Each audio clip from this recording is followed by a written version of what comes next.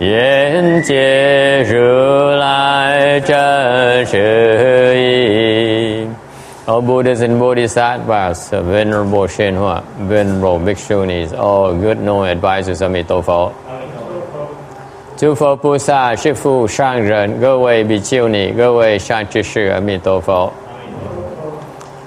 Chư Phật Bồ Tát, kính thưa Hòa Thượng Tiên Hóa, kính thưa quý sư cô và quý vị thiện tri thức A Di Đà Phật. All right.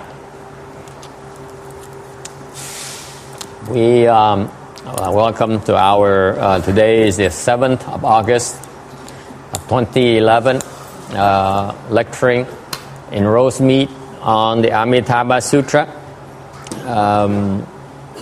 We are a little bit over past half past the lecture materials. We're on slide 384. There's an anecdote. There's a butcher who was dying. Có một câu chuyện, có một cái vị đồ tể đang hấp hối, đang chết trên giường.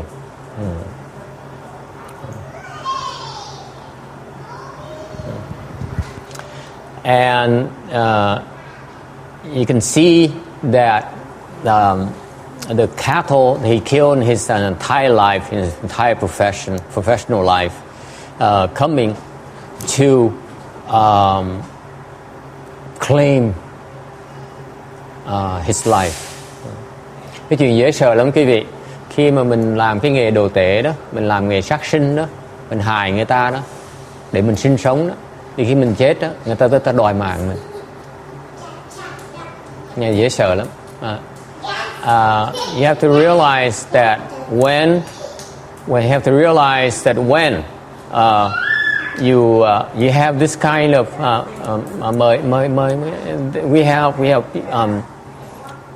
when we have this kind mời mấy quý khách vào đây hả? Được nha, mời mấy thượng tọa vào. Excuse me, folks. Today we have some important visitors to the temple. There's a delegation from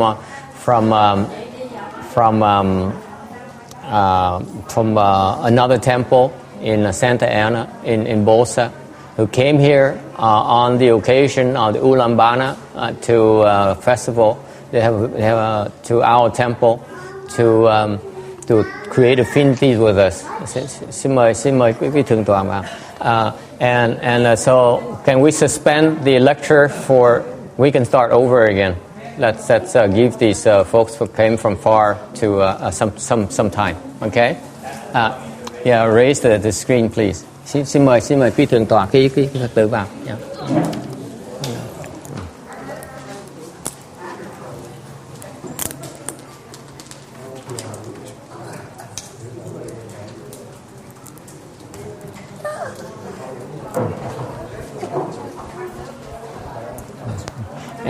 And bring Charlie outside so that there's more room inside.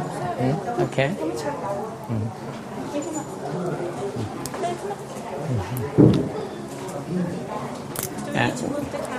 Yeah, we probably want to stop the camera so that tới viếng thăm, and their tradition, in the Vietnamese tradition, they on these occasions they would the lead monks would lead their disciples to visit 10 temples.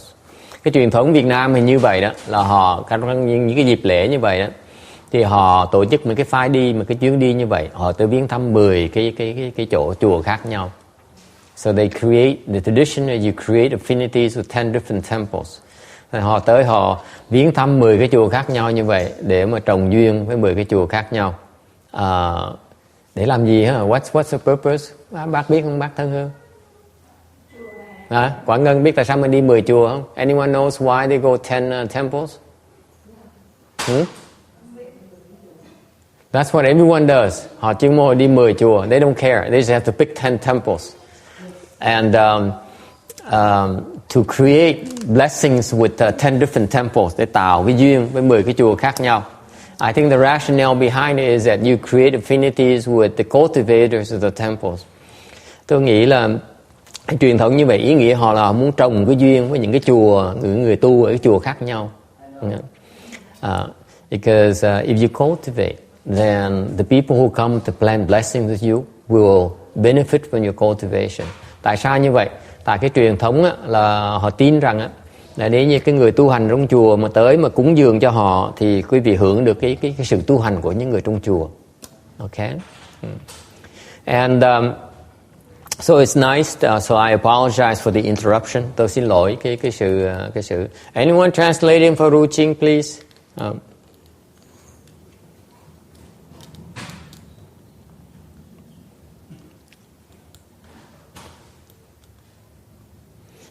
Thành xin lỗi quý vị đã có cái sự gián đoạn như vậy.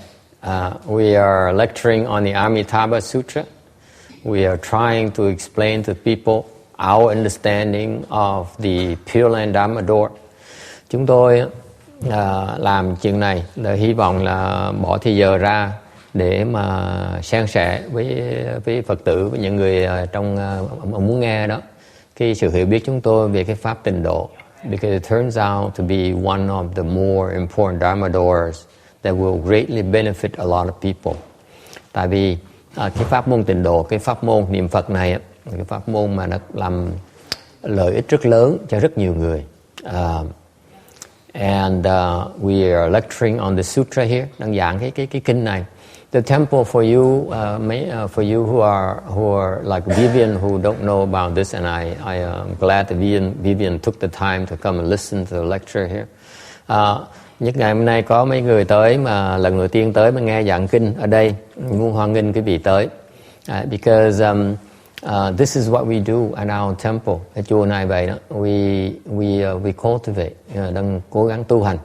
We cultivate to purify ourselves. Mình tu để mà mình sửa, làm con người mình thanh tịnh, cái tâm mình nó thanh tịnh. We purify our mind. We rid our mind of the impurities that are not good for us. Mình thanh tịnh cái tâm mình để mình bớt khổ. Cái tâm mình nó không thanh tịnh, cái tâm mình nó nhiều khổ sở. Okay. And this particular Dharma door we cultivating is called reciting Buddha's name. Cái pháp môn chúng tôi tu là cái pháp môn niệm Phật. Cái pháp môn khi mình niệm Phật như vậy thì mình thanh tịnh cái tâm của mình. When we recite the Buddha's name, we cleanse our mind. What do we cleanse our minds of? Cleanse our mind of greed. Khi mình niệm Phật á, thì từ từ mình niệm Phật, từ từ cái tâm mình nó bớt tham đi. We become less greedy. We become less angry. Mình bớt giận đi. Nó tự động như vậy, nó có cái hiệu lực, nó hay lắm. Những cái pháp môn rất đặc biệt. Từ từ mình niệm Phật, từ từ cái tâm mình càng ngày nó bớt giận. When the more you recite, you don't believe me right now, but if you recite the Buddha's name long enough, naturally you become less angry than before. Okay. And finally, you recite the Buddha's name, you will become less stupid. You become less confused. Rồi cuối cùng là khi quý vị niệm Phật á, là khi cái tâm quý vị nó sẽ bớt cái sự u mê, bớt cái sự đen tối đi, bớt cái sự mê muội đi. When we are confused, we make mistakes. Mình mê muội thì mình sẽ làm lầm lỗi. When we make mistakes, we pay for our mistakes. Mình làm lầm lỗi thì mình phải trả cái nghiệp đó. Mình làm lỗi thì mình phải tạo cái nghiệp ấy. Thì trong tương lai mình phải trả cái nghiệp đó. Okay? This is what ordinary people do in their entire life. Đây là cái cuộc sống, cái nhân con người mình như vậy đó. Mình sống trong cái việc mưu sinh của mình đó, mình tạo cái nghiệp. What happened is in our lifetime, for the sake of making a living, for the sake of making ends meet, we create offenses. Mình vì cái sinh nhai, vì cái sinh sống, mình tạo những cái nghiệp.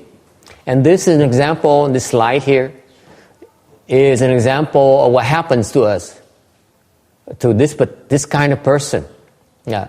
Đây là một cái ví dụ cho quý vị thấy Đây là cái người quý vị không phải là không có gì rất thông thường, ví dụ rất thông thường.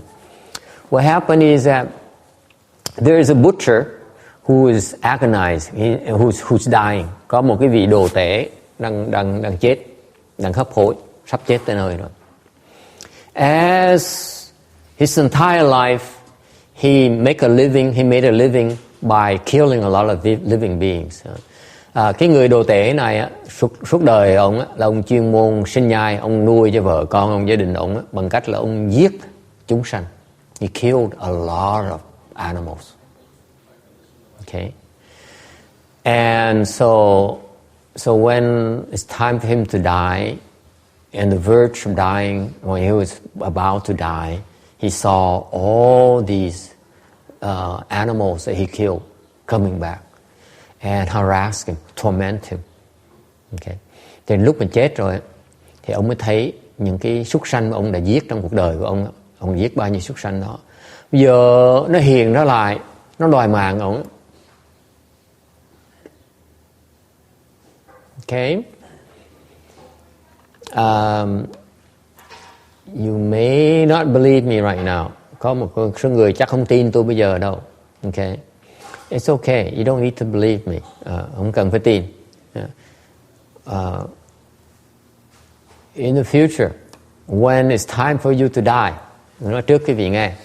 Trong khi mà lúc mà quý vị lâm chung đó, lúc mình chết đó, thì những cái nghiệp mà quý vị mà tạo ra mà một cách tàn nhẫn, if you create a lot of offenses, if you are very mean and cruel, the evil and cruel acts in this lifetime will come back and haunt you. Những cái hành động mà tàn nhẫn, cái hành động mà ác độc của mình trong cuộc đời này đó, nó sẽ trở lại, nó tới nó ám ảnh mình trước khi mình chết, nó tới nó đòi mạng. What happened is that they'll come back and put a claim on you before you have the chance to get away. Đó là this is based on the law of cause and effect in Buddhism. Cái này là theo cái luật nhân quả của cái Phật giáo. Mình làm trồng cái nhân gì mà làm ác thì sau này phải có người tới đòi cái nợ đó mình. Whatever you create in terms of offenses, okay, eventually someone will have to come. You have to pay the price for your offenses. So this butcher here killed a lot of these animals, and therefore when he died, these animals come back and put a claim on his life to make him fall. Vậy làm cái gì? Tại vì mình sát ông này, ông đều tệ, ông sát sanh rất nhiều người rồi, ok, để mà sinh nhai thì khi mà ông chết những cái súc sanh này nó tới, nó hành hạ ông để ông tối tâm, để ông làm cái gì? Để ông đọa làm súc sanh, để nó có cơ hội nó giết ông lại. What happened is that these beings come and torment him, make his mind become confused, so that he falls to the animal realm, so that then they have a chance to kill him to claim the debts. Nếu ông làm súc sanh thì trong tương lai họ có cơ hội để mình giết ông lại, để trả lại cái nợ máu đó. Okay, it's that simple. You cannot avoid it. Không cách nào mà né được cái chuyện đó. Mình tạo nghiệp, mình phải trả. Okay. So this guy here was dying, and all these beings came in the form of ghosts. Okay, khi mà ông này đang chết như vậy, thì những cái con thú vật mà hôm trước ông giết rồi, nó tới, nó hiện ra như là ma vậy, ma quỷ. They appear as ghosts. Okay. If you think ghosts exist or not, nếu như quý vị mà không tin có ma quỷ, okay.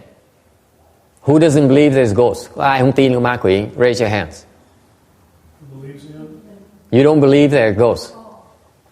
No, it's okay. Okay, Vivian, you don't believe it's ghosts, right? You don't. Victoria, you believe it's ghosts? Why don't you believe that there are no ghosts just for today? Because I want you to accompany Victoria.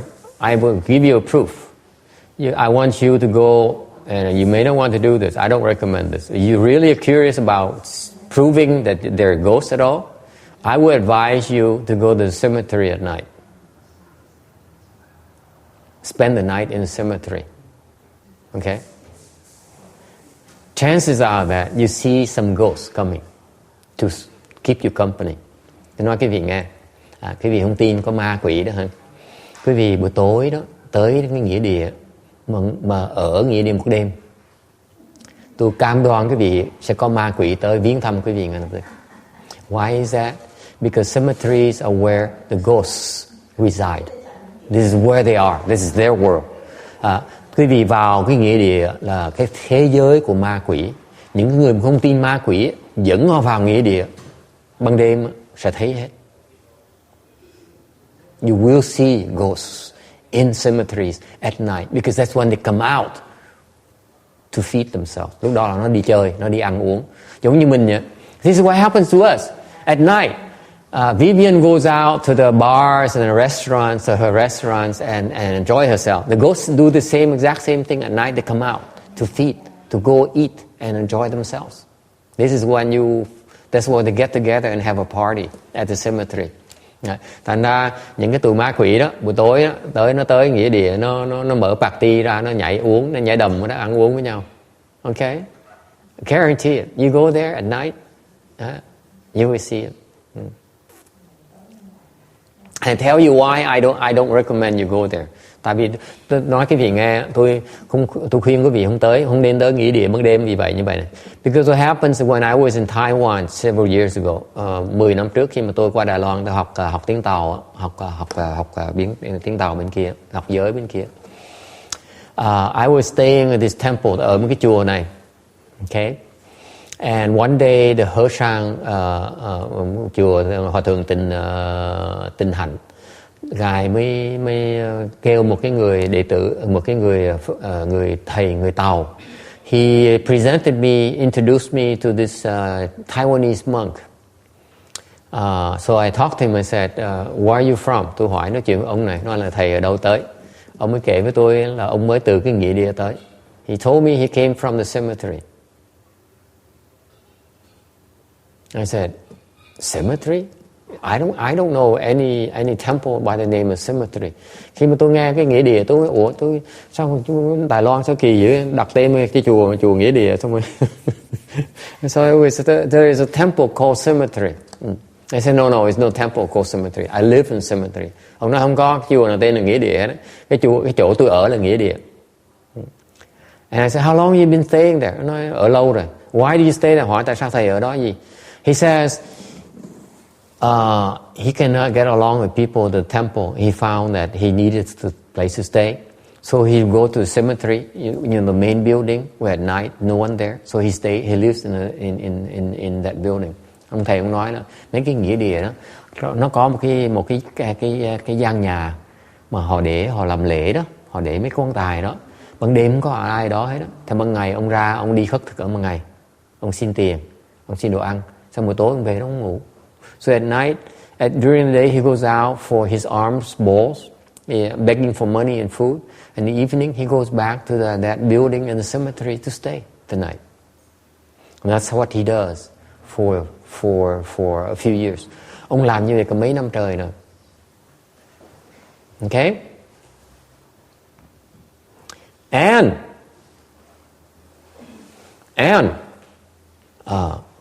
you can tell this guy is kind of strange. Cái ông này cái tính nó lạ như sợ. You know, he's kind of a little bit crazy. Cái hơi tốc điên. Okay? I was meditating in my room, and then tôi đang trong cái phòng, tôi đang ngồi thiền trong phòng. Buổi tối ông mở cửa vào. This is in a temple. We each have our own room. Mỗi người có cái phòng riêng. Hòa thượng Tình Hạnh, cái chùa nó lớn lắm. So he would open my door, walked in, and look at me in the face like this, and then walks out.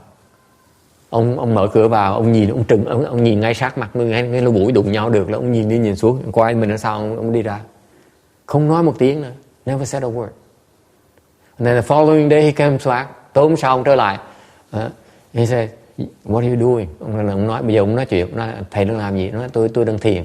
He says, he pulls out these chewing thing. This is Vietnamese chewing gum. Ông móc ra một cái túi, muối gọi là trầu cao đó phải không? Trầu cao. This is very Vietnamese. The old Vietnamese, they chew these leaves and stuff, and they spit it out. This is what my grandma does. Trầu cau đó. This is the Vietnamese version of chewing gum. He said, "Here, have some." Ông cho tôi trầu cau để mà tôi nhăn. Trong lúc tôi đang thiền. So I was meditating. He offered me some chewing stuff. That's his act of friendliness, and he left. And then after a few weeks, the和尚kicked him out. Said, "You too strange." Sau vài tuần, ông có cái hành động nó lạ quá đi. Hòa thượng chịu không nổi nữa. Chuyên môn đi làm tầm bậy tầm bạ, tóc khùng sao á. And then hòa thượng chịu không nổi, đuổi ông ra. So he kicked that guy out. After he kicked out, I told him that this guy is possessed by some ghost. That's why he's that crazy. Sau rồi đi rồi tôi mới dám nói. Tôi mới nói là họ biết á, chưa biết á. Ông nó bị quỷ nhập. Thành ra cái điên khùng như vậy. You go to the cemeteries, you hang around these ghosts, they come and possess you. And you have to go to the Catholics to get exorcised. Okay. Khi bị quỷ nhập như vậy phải tới mấy cái chùa Công giáo để họ đuổi quỷ nhau. Okay? Don't go, these ghosts are very dangerous. Mấy tụi quỷ ma quỷ nó nguy hiểm lắm quý vị. You don't want to fool around this. When you die, when they come harass you, they're very, very powerful. Quý vị nhớ như vậy đó, khi mà quý vị đang chết đó, mà xúc phạm tụi nó tới nó đòi mạng, nó đòi một cách dữ tợn lắm, dễ sợ lắm. Nó đòi cho mình thất điên bát đạo, để mình điên khùng với nó, để mình đọa. They come harass, torment you, so that you become confused and you fall. And this is why most people at the end of their lives, bởi vậy phần lớn những người khi mà người ta chết á, đều bị đọa hết. They all fall for that reason.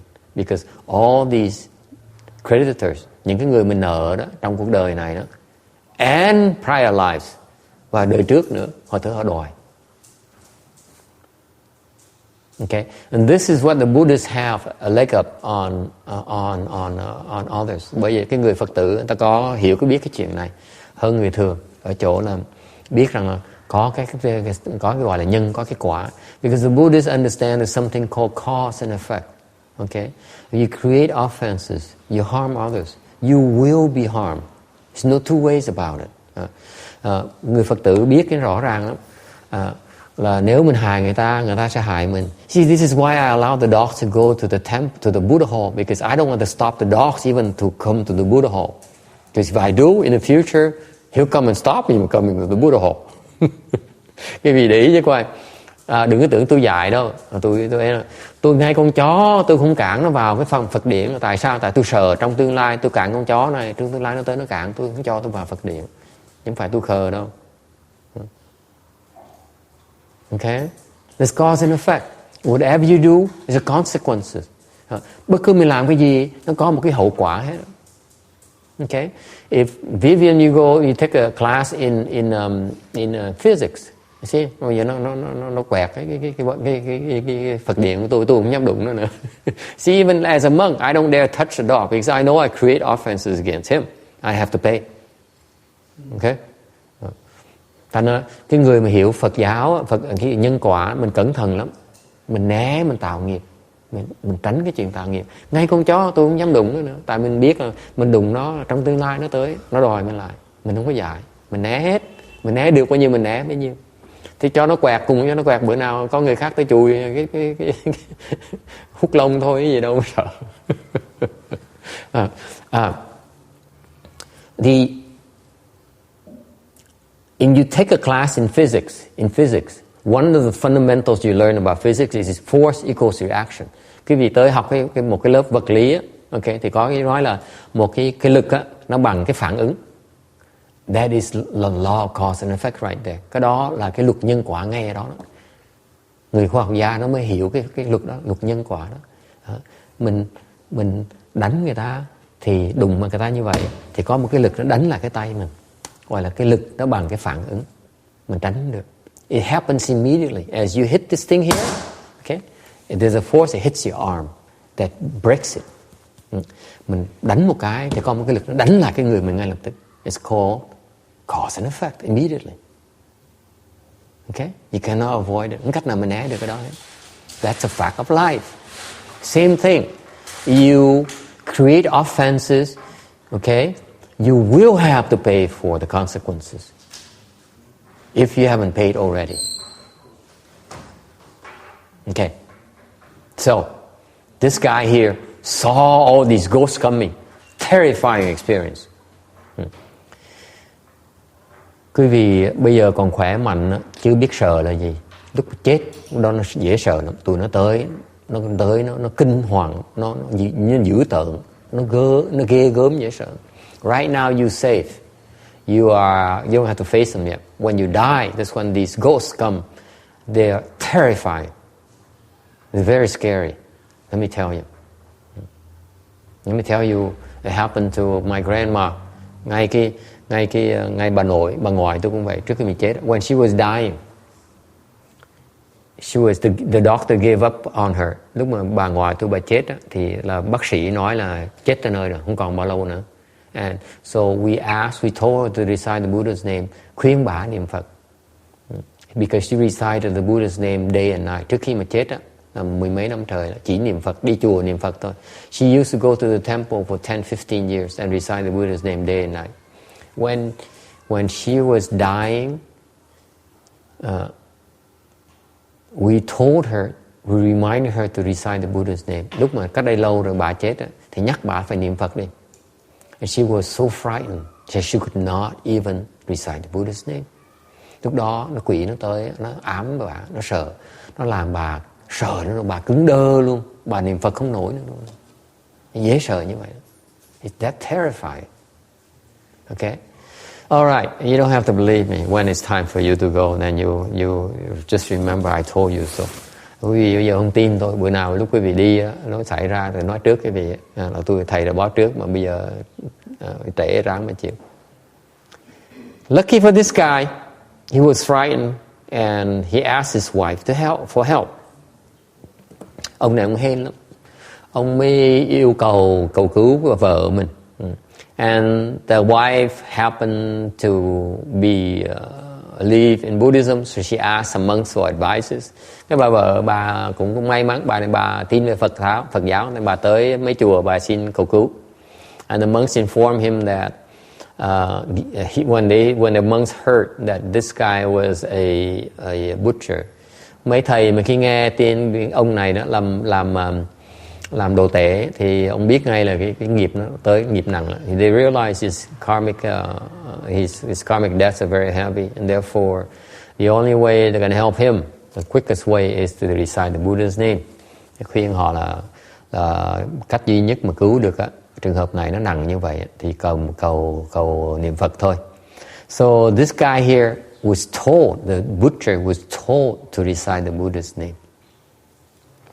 Trong cái lúc mà kinh hoàng như vậy thì cái người đồ tể này phát cái lòng tin và niệm Phật. As he recited, it wasn't long before all the cows and the oxen left. Thì niệm không bao lâu hết thì những cái con quỷ mà cái hiền hình nó bằng trâu bằng bò đó nó biến mất đi, nó bỏ nó chạy đi. Okay. And so he was encouraged to continue to recite, and he did. And he asked his wife to give the incense to hold, so that he can offer the incense to the Amitabha Buddha. Chuyện lạ lắm. Tại vì niệm Phật có một tí xíu như vậy thôi mà mấy con ma quỷ nó chạy hết. Rồi được khuyên niệm tiếp thì vẫn có cái sự thành tâm mình tin tưởng mà niệm tiếp. The funny thing is after these ghosts are gone, he has no more reason to recite, and yet he continues to recite. Mà vẫn tiếp tục niệm như thế. And then another strange thing happened. He asked his wife to give him some incense to offer to the Buddha. This is a guy who killed animals to make a living, and now he wants to make an offering to the Buddha. Cái ông này chuyên môn đi giết súc sanh để mà sinh sống. Bây giờ phát tâm cúng dường cho Phật. Isn't that strange, don't you think? Chuyện nó là dễ sợ không? Một cái người nó đổi như vậy. How is it possible? Sao được như vậy? And pretty soon he says, Amitabha has come to help me. Rồi niệm, tiếp tục niệm. Cái ông này ông nói cho vợ biết, báo cho vợ biết là thấy Phật rồi. Dễ sợ không? You know what it means? It means that Amitabha Buddha decided to come to bring him back to the Pure Land with him. Có nghĩa là ông này niệm Phật đến độ mà Phật tới rước đi, quyết định là tới rước ông về Tây Phương Cực Lạc với Phật. Okay? So how is it possible? Làm sao có thể chuyện xảy ra được như vậy? It must be a miracle. Cái chuyện nó kỳ lạ như vậy được. There's no such a thing as miracle. Không có cái gì bên Phật giáo gọi là cái chuyện mà hoang đường được hết. Okay? Cái Phật giáo quý vị có hưởng quả ngày hôm nay, tại quý vị có phước mới hưởng được. In Buddhism, there's no such a thing as a free lunch. The reason all these good things happen to him is because he has prior blessings. Cái ông này đã có phước trước rồi. If you do not have prior blessings, you cannot possibly get the benefits, enjoy the blessings. Nếu quý vị không có phước trước, nếu quý vị không có tiền, làm sao quý vị có thể mua nhà, mua cửa được? Mua xe hơi được, mua đồ ăn được. If you have no money, how can you possibly afford to pay for your college, afford to pay for your food, afford to pay for your mortgage? It's from your blessings. Okay? So this guy here, the reason all these good things happen to him is because he has prior rebirth blessings. Cái sự thật trong Phật giáo này, cái câu chuyện cho quý vị thấy đó, là lý do cái ông này được hưởng những cái phước báo này là ông có những cái phước báo trước sẵn về vãng sanh rồi. If he did not have these blessings, he cannot possibly obtain rebirth. Nếu không có cái phước trước thì ông không thể nào mà gặp được cái pháp môn này, không thể nào mà thoát được cái móng, mấy cái răng nanh của mấy con thú này. Okay? And that's what the conclusion here. It says, this is an example. It tells you that someone has enough blessings so that at death time these blessings mature and they encounter a wise teacher, a good knowing advisor, a person who knows, who has the wisdom, who can teach them about the Pureland Dharma door, teach them an escape mechanism for them to get out of trouble. Okay? And therefore, this is why this guy got. That's how this guy escaped from, got out of trouble. Thành cái này là trường hợp cái người mà có phước sẵn rồi, có phước tịnh độ rồi, thành ra được cái duyên để mà những cái phước này nó thành thục để mà thoát cái sự khổ sở. Okay. So the point here is that do not wait until your death time and hope that good things happen to you. Nói cách khác, quý vị mà có một tí sáng suốt thì không nên đợi cho lúc mới chết rồi hy vọng là có chuyện tốt nó xảy ra cho mình. You better off planting your blessings right now. Khuyên quý vị còn sức này, ngày nay còn có đủ sức này. Okay. Thì nên trồng cái nhân để mà được giải thoát sau này. Chứ đừng có đợi tới lúc đó mà trồng thì nó hơi trễ. And this, by the way, is the wrong approach of Pureland Buddhism today. Đây là cái sai lầm của cái cách mà phần lớn người ta tu tịnh độ ngày hôm nay. Most people would wait until they die before they take care of the rebirth.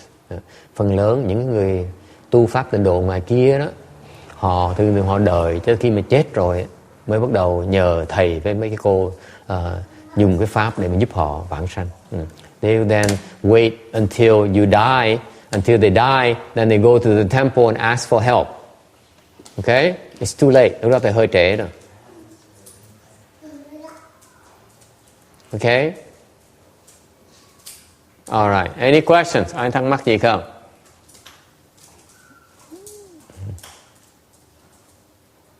And especially when you go to cemeteries, they love babies. If you bring Mai along, I'm sure someone will come along and she's afraid already. See, she's scared, right? You bring a baby, you see these ghosts, they love babies. Babies taste good. It's like veal to them. Con nít nó giống như là bê non vậy đó, nó thích dễ sợ lắm. Đem con nít tới nghĩa địa một đêm cái là ma nó tới chụp ngay lập tức, dễ sợ lắm. Ok, any questions? Ai đang mắc gì không? Alright. 385. Tấm sau 385. So this guy here, his entire life, okay, created a lot of offenses. Một cuộc đời mà tạo rất nhiều nghiệp. Okay, he was about to fall to the hells. Vì tạo nhiều nghiệp như vậy sẽ đọa địa ngục, sắp đọa địa ngục tới nơi rồi. And however, with his left hand holding a fire to light the incense stick on the right hand. Bởi vậy như vậy mà trong trường hợp này, cái tay trái cầm cái hộp quẹt, tay phải cầm cái hương để mà and he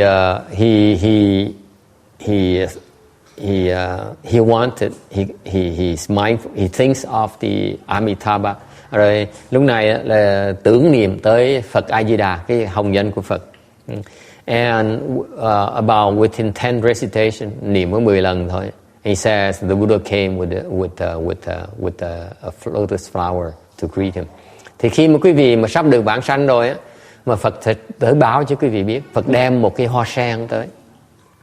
Lúc đó biết ngay lập tức là you know immediately, you know it's the Buddha, and you know and just behind him there's a huge lotus days. Okay.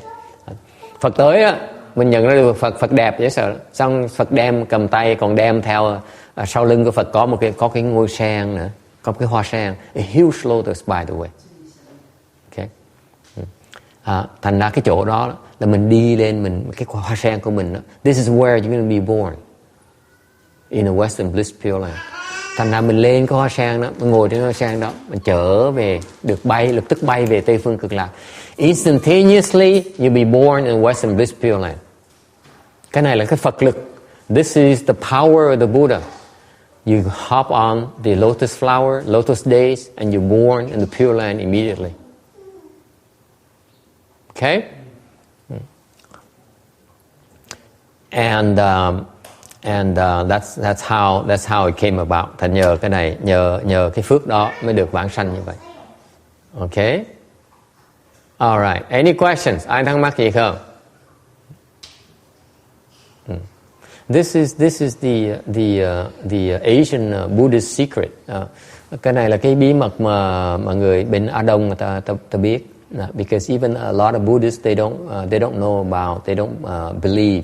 Never mind about the non-Buddhists. Even many Buddhists do not believe in the Pure Land Dharma door. Ngay những cái người Phật tử nữa, mấy người theo Phật giáo nữa, người ta cũng rất nhiều không có tin cái pháp môn tịnh độ này, cũng như là người ngoài nữa. Okay, that tells you that it takes a lot of blessings, cần rất nhiều phước mới được phát cái lòng tin. It's just like you drowning, cũng giống như mình đang chết đuối vậy đó. And someone really wants, you see so many hands reaching out trying to help you, to pull you out of the water. Mình đang chết đuối, mình có thấy rất nhiều cánh tay nó thòng ra, nó muốn kéo mình lên ra khỏi nước. Okay? And you have to pick the right hand. If you pick the wrong hand, they push you down and drown you. Cái tay đó, mấy cái tay đó, mà quý vị chọn tay đúng á thì quý vị thoát được, mà chọn tay trật là cái tay nó đè mình xuống để mình chết đuối còn lẹ hơn được. Thành nếu quý vị chọn đúng cái tay á thì nó sẽ kéo quý vị thoát được.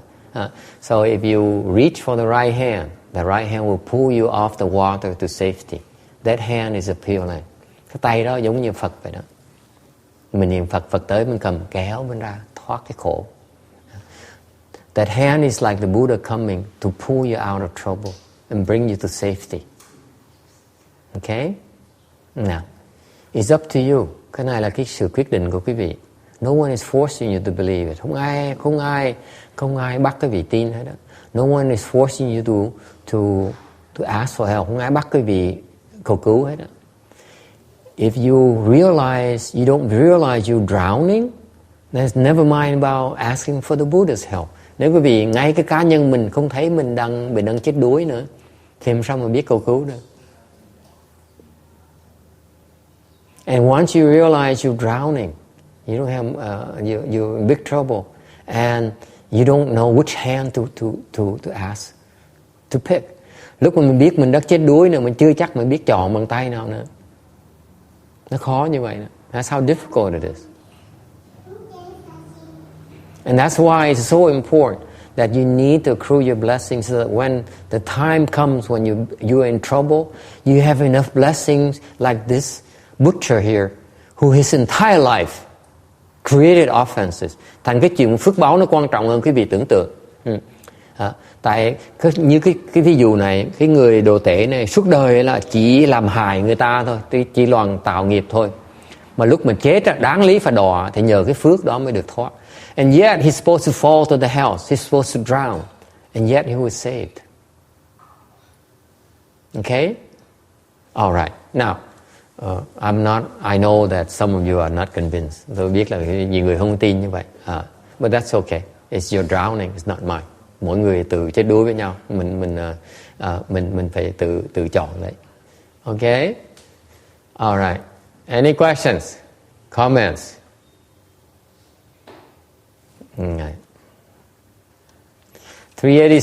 386.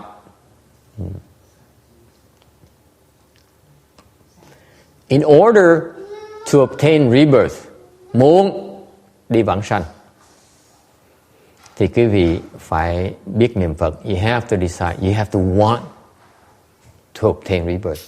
Muốn vãng sanh là quý vị phải muốn được vãng sanh thì phải muốn phát cái tâm cái đó. Because it turns out the Buddha does not force you to obtain rebirth. Đức Phật á, những Phật Bồ Tát á, không bao giờ ép chúng ta làm cái gì hết. Chúng ta muốn thì họ giúp, không muốn thì họ không giúp đâu. You have to ask for help. You don't ask for help, they're not going to lift a finger. Không có cầu cứu, họ không có giúp đâu. Okay? And the thing that in order for us to obtain rebirth, not only do you need to ask for help, you need to practice the Pureland Dharma door. Không phải muốn vãng sanh, không phải là chỉ là niệm Phật phải lo tu vãng sanh không, mà mình phải lập 4 cái đài nguyện. You have to make the 4 great vows, the 4 Bodhi vows. Mình phải lập cái Bồ đề tâm, mình phát nguyện Bồ đề. You want, because why? Because you go to the Pureland, your objective will go to Pureland in the long haul is to become a Buddha. Tại vì cái mục tiêu tối thượng của quý vị mà muốn vãng sanh để quý vị muốn thành Phật. When you become a Buddha, you have no more pain and suffering. Quý vị thành Phật sẽ không bao giờ khổ nữa. Okay. If you feel you're suffering, you feel you're getting worse. Nếu quý vị thấy mình đang khổ, nếu quý vị thấy mình không sung sướng gì, ask yourself, what choices do I have to change the situation? Mình đang khổ, mình đang khổ sợ, thì mình phải tự hỏi lấy chứ. Mình người có trí óc, mình có trí thức, mình tự hỏi lấy. Mình đang cần làm cái gì để đổi cái tình hình này? What can we do to change, to turn the situation around?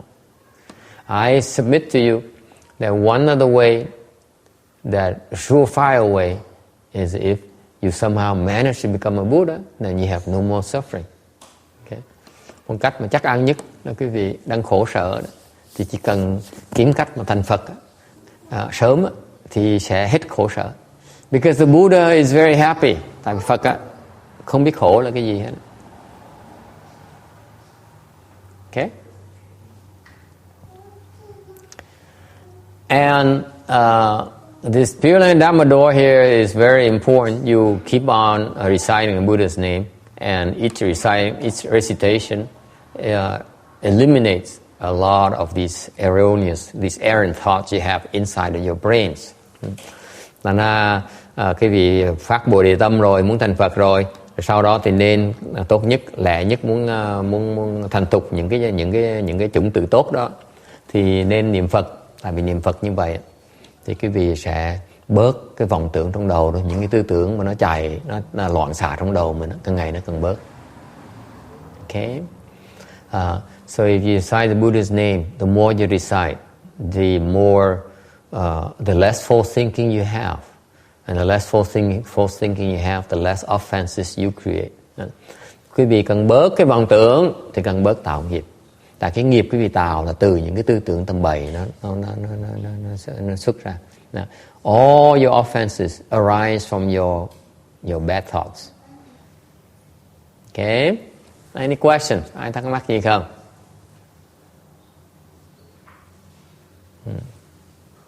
Okay. 387, 387. There's a question. The question says, in the Chan school, we don't recite the Buddha's name, and we don't seek rebirth. Is that the case? They have good, they're not as good, or they have fewer blessings?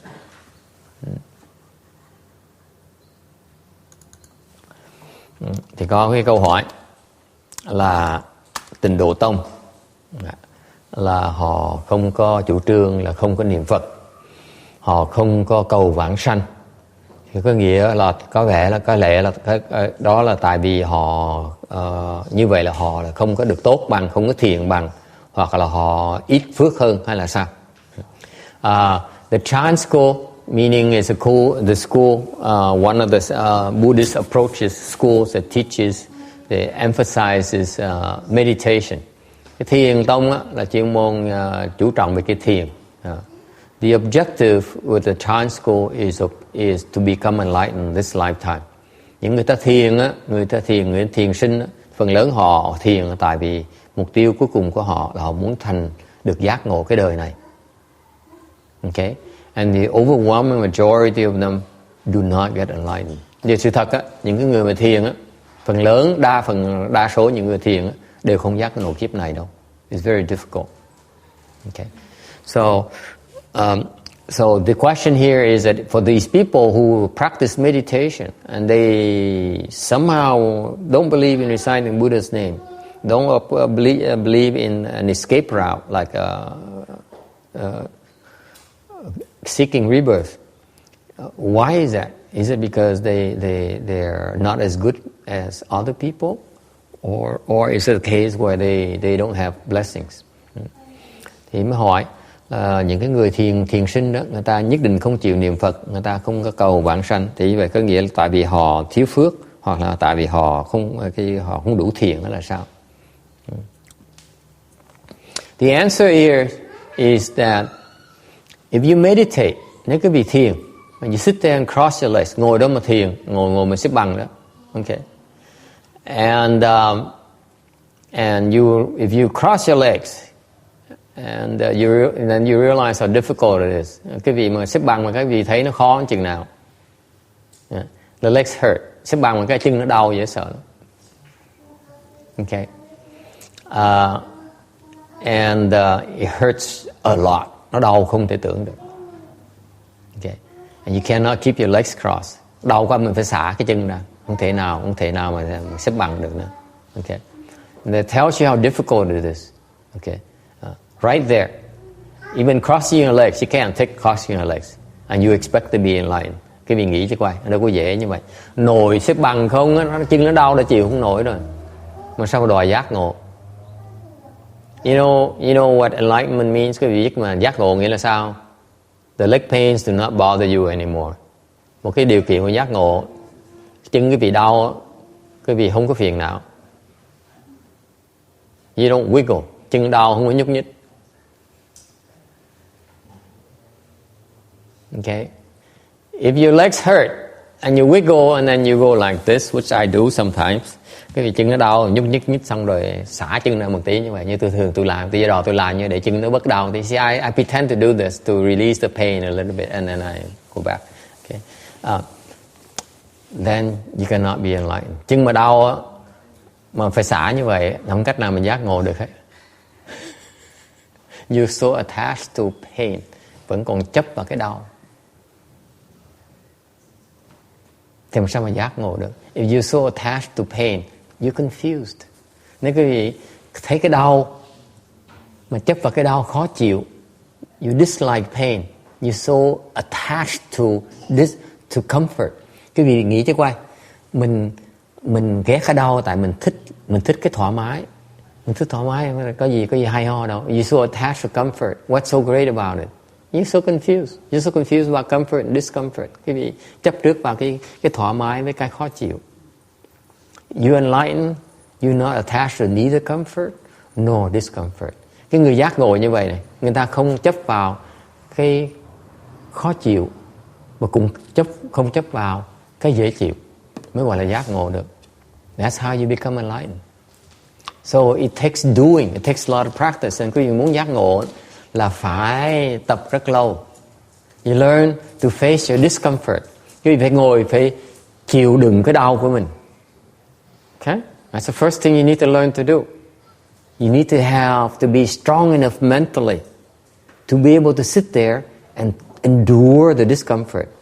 Cái tâm mình nó phải cứng, nó mạnh đến độ là mình dám ngồi đó, mình chịu trần cái đau của mình. Okay? Không bao nhiêu người làm được đâu. Okay? Not many people can do that. So you endure the leg pains to the point where it doesn't bother you anymore. Cái vị ngồi đó chịu trần, cái chân nó đau đến độ mà nó đau, nó không làm mình phiền não nữa. Nó vẫn đau, nhưng mà mình không còn phiền não. See, this is the secret. It hurts, but it doesn't bother you anymore. Cái này hiểu lầm, cái sai lầm người ta hiểu lầm. Cái tưởng là thầy cứ hứa là thầy ngồi đủ lâu bữa nào nó hết đau, thầy ngồi cái đau hoài. Nó cần đau để mình tới lúc cái trình độ mình không còn bị cái đau nó làm phiền. Okay, that's the secret about our training. We put you through this so that it should not bother you anymore. Okay, like ngồi yin. She goes to sit in a chan, the chan chi. Nhưng mà bà Quảng Ngân vậy, bà ngồi cái thiền thất. Bà nói, sao? Tôi ngồi từ sáng tới tối luôn. Tôi không biết đau là cái gì hết. She says, I have no more pain. You wish. Yeah, she wishes. Đau điếng người, đau chết luôn. She said she's so painful that she can even see the Buddha coming to rescue her, relieve her the pain. See, I heard too. No. 10 years, it still hurts. Yes, scary, isn't it? But let me tell you, if you endure the pain, then the pleasure comes. Cái hay ở chỗ này nè, quý vị mà chịu đựng cái đau đó, cái sướng nó mới tới. The kind of pleasure you don't experience before. Cái sướng này đó mà quý vị chưa bao giờ lúc trước nó có được. Mình phải trả với cái giá bằng cái đau mình mới thấy được cái đó. You have to pay the price of admission before you can experience this pleasure with pain. Quý vị muốn sướng cái này là phải chịu đau mới thấy được cái sướng này. That's the secret of cultivation. Cái này là cái bí mật của cái tu luyện. Mình phải trả cái giá mới được, cái đâu phải khơi khơi vậy. You have to pay the price. Okay? If you're not willing to pay the price, then you don't deserve to know what it's like. Nếu quý vị không đủ cái sức mạnh tinh thần, không đủ can đảm để trả cái giá, thì đừng có đòi muốn thấy cái đó. Okay? You can't afford it. Quý vị không đủ phước để mà thấy. You don't have enough blessings. Work at it. Okay? So what happened is that the pleasure is so wonderful. Cái sướng nó sướng dễ sợ lắm. Okay? That's when you become attached to pleasure. Lúc đó quý vị thấy cái sướng quá, chấp vào cái sướng. Nói trời ơi, tôi thiền sướng quá đi. Ngày mai tôi thiền tiếp. I want to continue this tomorrow. And tomorrow it feels good again. I say, oh, I want some more the day after tomorrow. Ngày nào cũng đòi sướng hết đó. Okay. Cái người đó vẫn chưa giác ngộ. Those people are not still enlightened yet. You have to experience the pleasure, and then you say, big deal. I'm gonna have, it's gonna feel good again tomorrow. Ngày mai mình sẽ sướng lại. And then you continue your practice. The pleasure even gets better. Cái chuyện làm mà quý vị không biết, cái người mà không tu không biết cái chuyện này, cái bí mật người tu mới biết được đó. Cái sướng này đó, càng tu nó càng sướng thêm.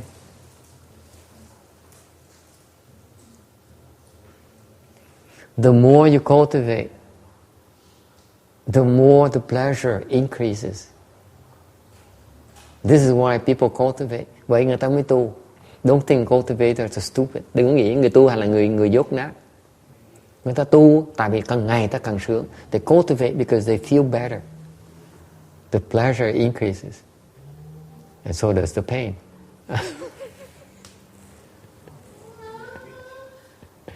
So you learn to deal with the pleasure and not become attached to pleasure. Tại quý vị tu, tiếp tục tu, quý vị sẽ thấy cái sướng càng ngày càng sướng, mà mình không chấp vào cái sướng đó. Mình không chấp vào càng ngày nó càng sướng. This is important. The more you cultivate, the more pleasurable it becomes. And you learn not to become attached to the increase in the pleasure. That's how you become enlightened. Như vậy mới giác ngộ được. So where are you today? Ngày hôm nay quý vị ở chỗ nào? Tell me. Okay. Who's still in the... so let me summarize for you. Okay, so make sure that Chrissy gets it because she makes the extra trip here today with my mic. Okay. Ngày nay có cái cô này ngày nay mới tới, ngày hôm qua đã tới rồi, tới 10 giờ đêm, 11 giờ đêm mới về tới nhà, 12 giờ đêm mới về tới nhà. Rồi ngày này còn trốn chồng tới đây nữa.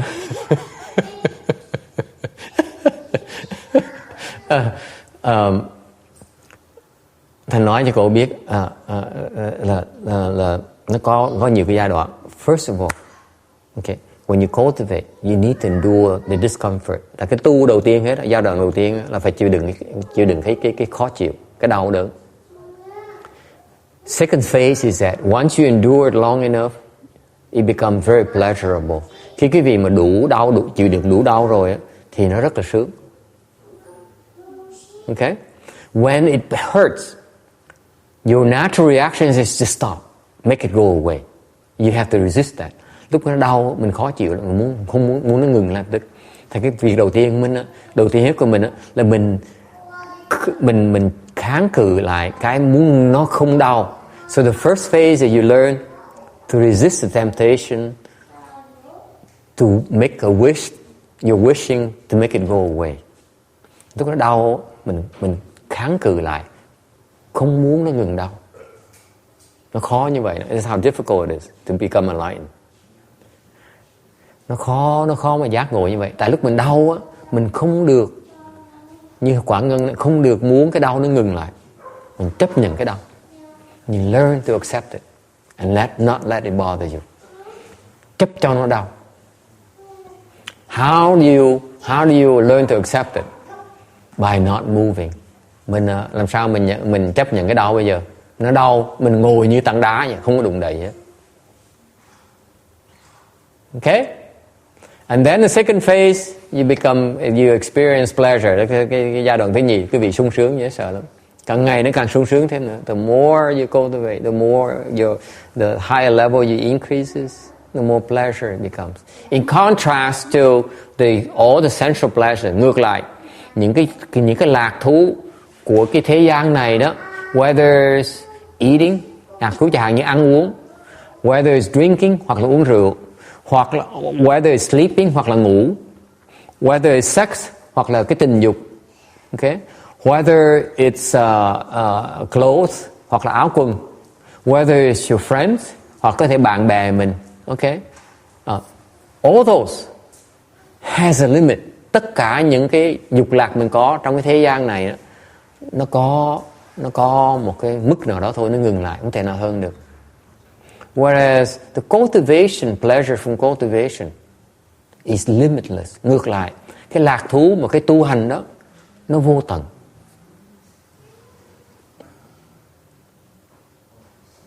Okay? So that's why the more you cultivate, the more pleasurable it becomes. Thành bởi vì mình càng tu, càng ngày mình càng sung sướng. Only you know that. No one else knows. Mình tu mình biết thôi. Okay? And you can't give it to someone else. Mình thể cho người khác được. If they want to experience it, they have to cultivate. Người khác muốn hưởng cái đó phải tu. Không chịu tu ráng mà chịu. If you refuse to cultivate, big deal. It's their loss, not ours. Okay?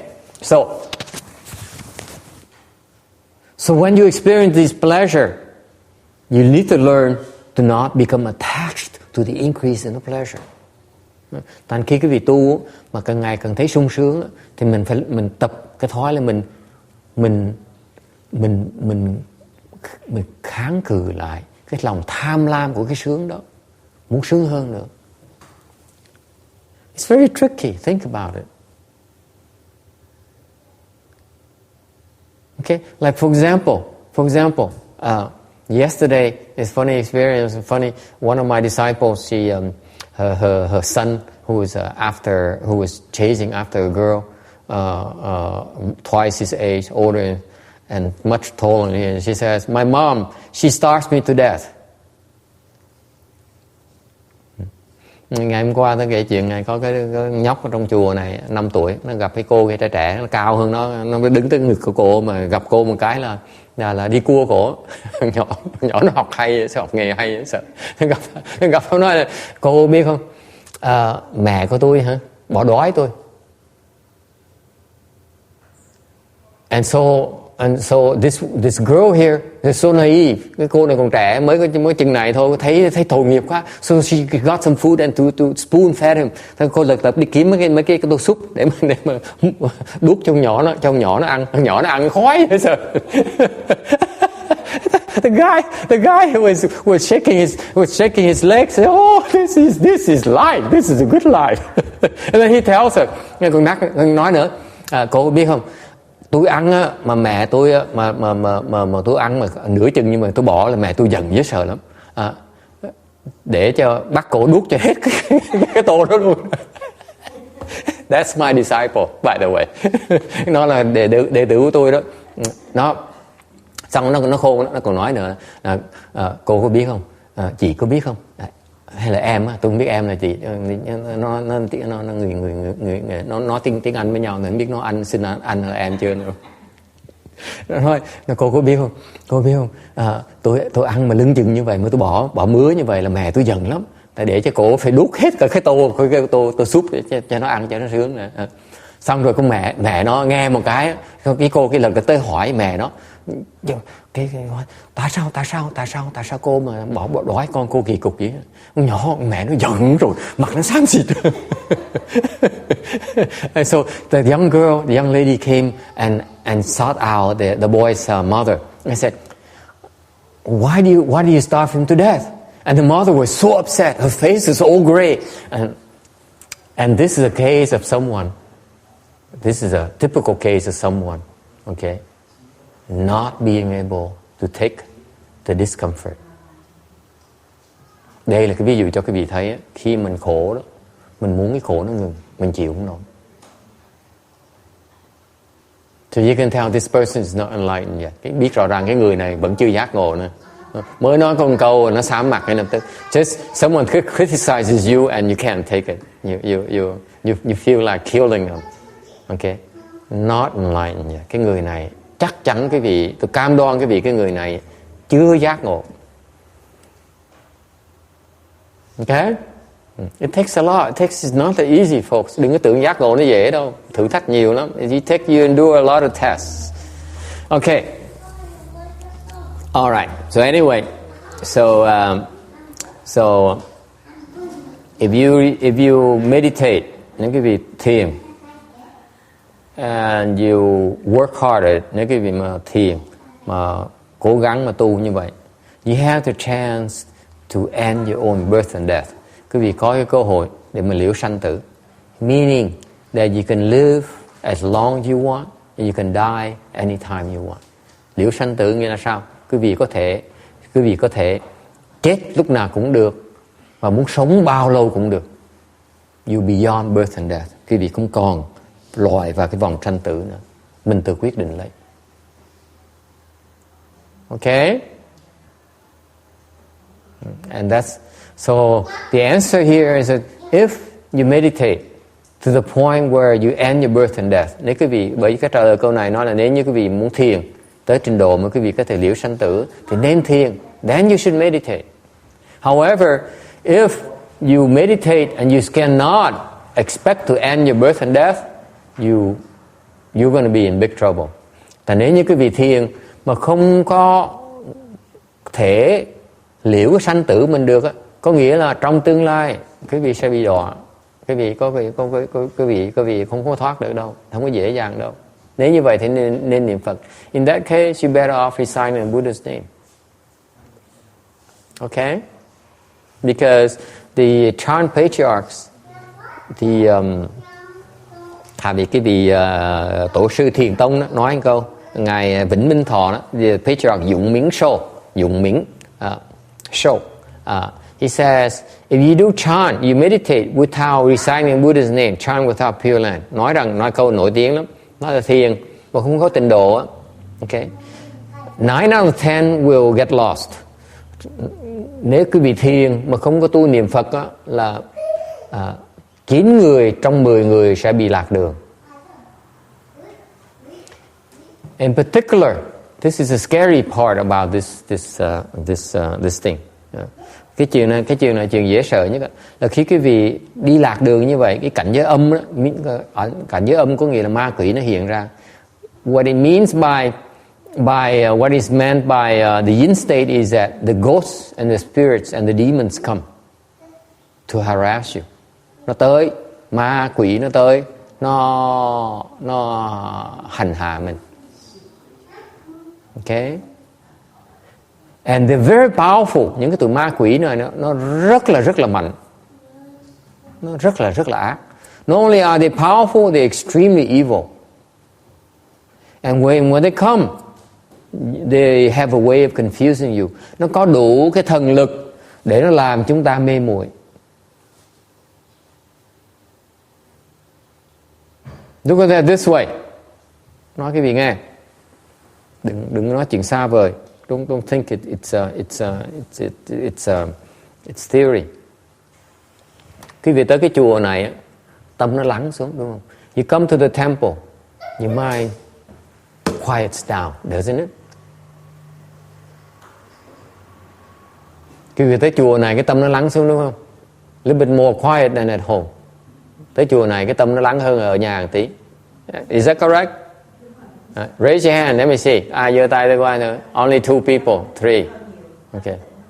It says, you don't know? Okay, it's only 9 out of 10. It's not bad.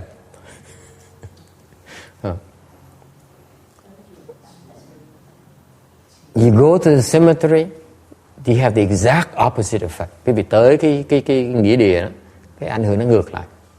Cái tâm quý vị sẽ nó tán loạn lên. You go to the cemetery, your mind become chaotic. You don't believe me? This afternoon, after we're done here in about half an hour, go to the cemetery and stay there for 2 hours. And then you tell me. Quý vị không tin hả? Lát xong cái này, tới nghĩa địa đi ngồi chơi đó 2 tiếng ngồi chơi tôi quay. Okay? Especially bring my mind along. You know. So that all the ghosts come and sniff at her. Veal, they all tell each other. Yes.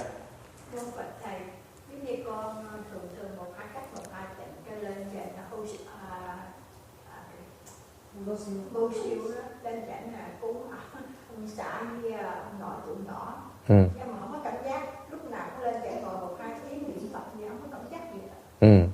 Không có cảm giác mà cái tim nó loạn mà không có, cũng tịnh giống như đi chùa vậy. Ở đâu? Tới đâu? Hả? Ở Rose Hill hả? Thường tại cái nhỏ đây đi cúng ba đó đó. Nó lên cái nó thắp nhang cái cúng ba đó, cái mình theo tụi nó đi. Cái cúng ông nội với cúng ông xã. Cái cúng ngồi đó niệm Phật, ngồi tĩnh bơ là không có cảm giác gì hết. Tốt cái chỗ đó không tùy cái chỗ nếu mà tới mà tùy lúc nào tới mà tới ban đêm á thì nó buổi trưa thôi nha. Tại vì như vậy là trong ban ngày á, cái ban ngày á, là cái tụi cái quài dương đó, thành ra tụi nó vẫn chưa ra. Ban đêm tụi nó mới lộng, nó tới nó quấy mình.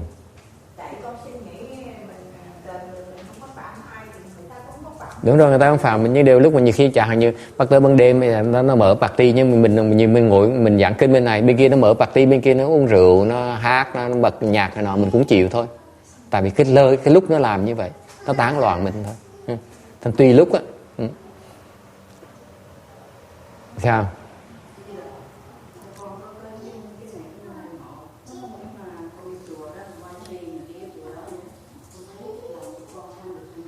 Yeah. Yeah.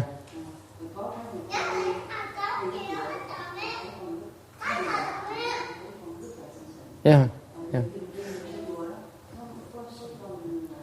Ngay cái chùa, ngay một cái hệ thống đó, hệ thống mà lớn mà sư phụ tôi đó, mỗi cái chùa nó khác nhau nha.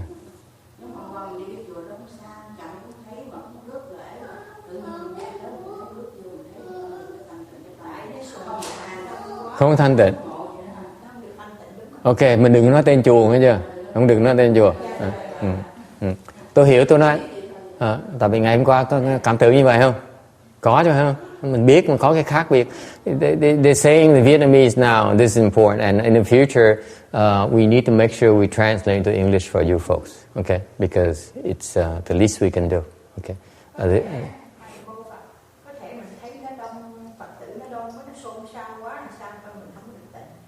Không phải đâu, nó khác nha. Sao?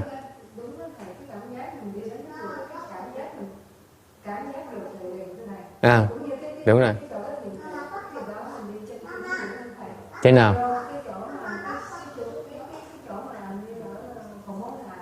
Bên kia đó cũng vậy luôn. Cũng vậy luôn nè. Nó sao động ở trong đó không? Nó cũng là thiền viện. Không, thế tức là mình là tịnh độ, mình đâu có dám nó thiền đâu, mình thiền biết gì về thiền, mình tới mấy cái thiền viện mình thiền này nó ồn quá, đúng không? They all say, they all echo the same feeling. From Christy to, I can name her name because it's safe. We went to the temple yesterday, the chant, the meditation temple. They walked in, they said, this is too chaotic here. I mean, their mind is not calm. Okay, and they also said that the other temple, the other Taiwanese temple in close by as well. They went there and they didn't feel at peace either. So this is a testament to the level of practice. When you practice, you attain a level of calmness, so wherever you go, you can compare it against something else. Okay?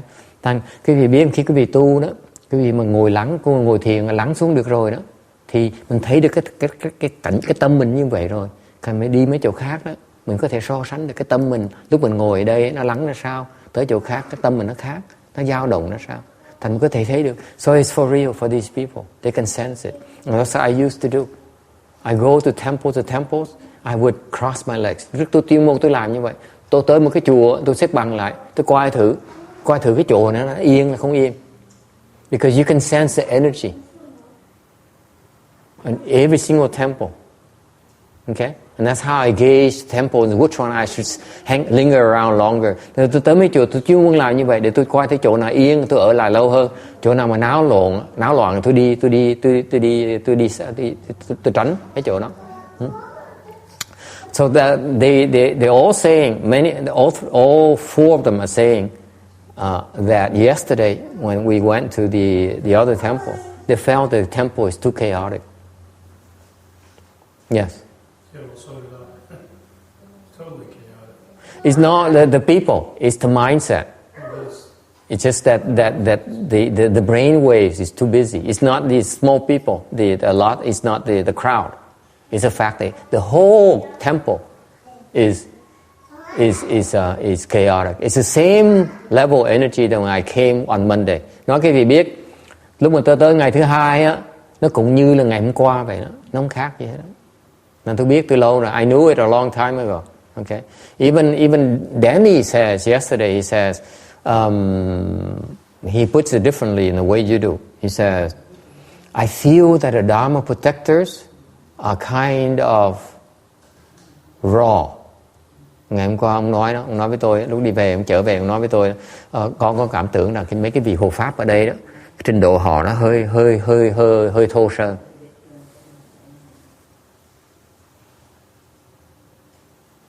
I say, yeah. I say, of course.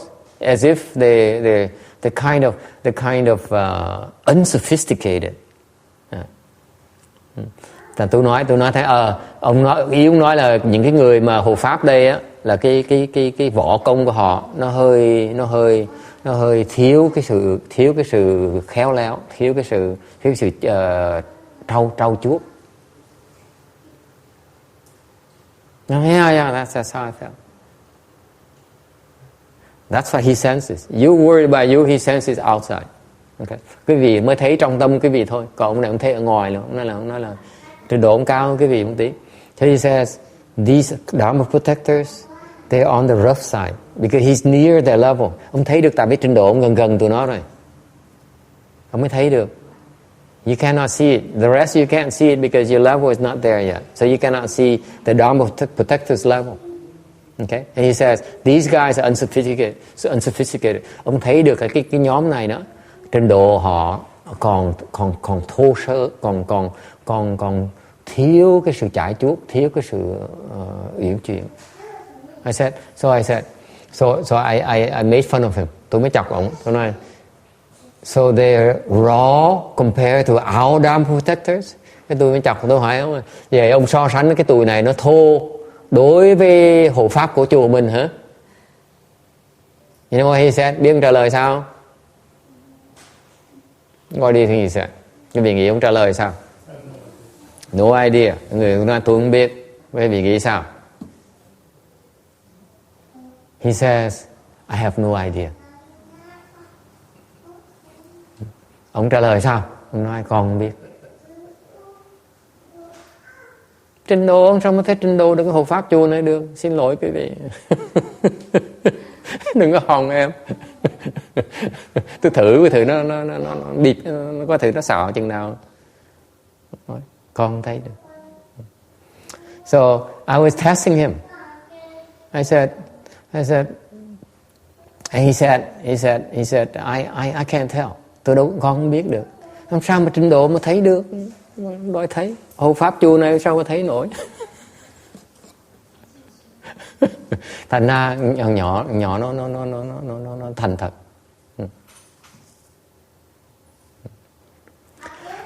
Okay, so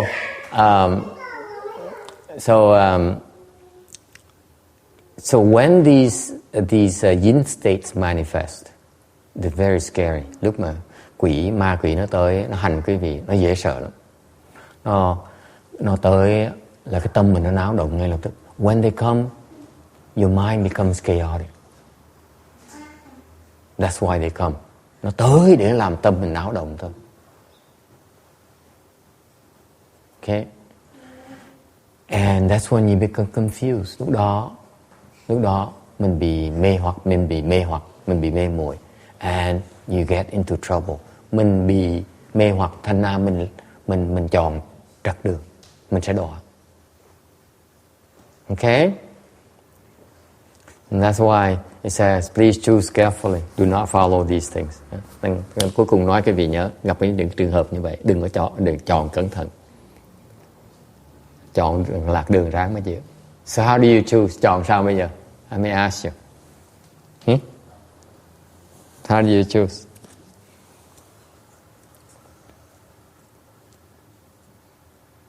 How do you choose carefully? Sao mà chọn cho cẩn thận bây giờ?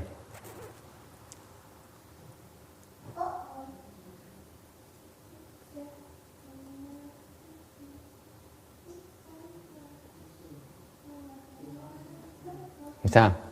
How?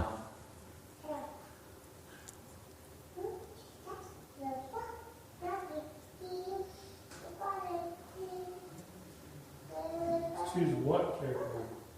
You choose between When you confuse, you follow. You choose the wrong road. They have to choose carefully.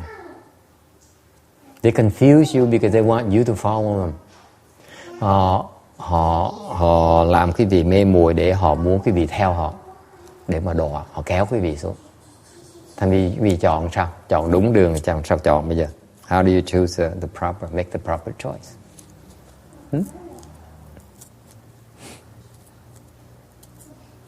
How? Sao cô Hiền Nhã? Chọn sao bây giờ? Nếu mà tới nó làm cho mình cái tâm mình nó náo loạn, mình đi theo tụi nó, mình đọa. Bây giờ mình chọn đúng, mình chọn cách nào đúng bây giờ?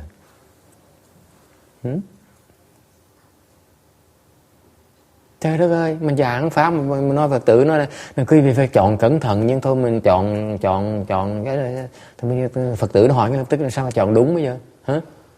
Sao nói khơi khơi không vậy? Hả? Chọn đúng là chọn cách nào bây giờ? How do you choose? Yes. Well, for one thing, you have to have a highly developed sense of intuition, so that anything feels wrong, you don't go with it. That's where it starts. And then you have to be able to recognize what's right. Ok. Nó là phải biết cái đúng, biết chọn đúng, biết chọn sai. Thấy không? Theo con suy nghĩ thì con chọn cái con tu cái pháp nào mà ông thầy ông sư ông cách ông nghiêm cách ông đàng và ông dạy cách giỏi hay thì con theo.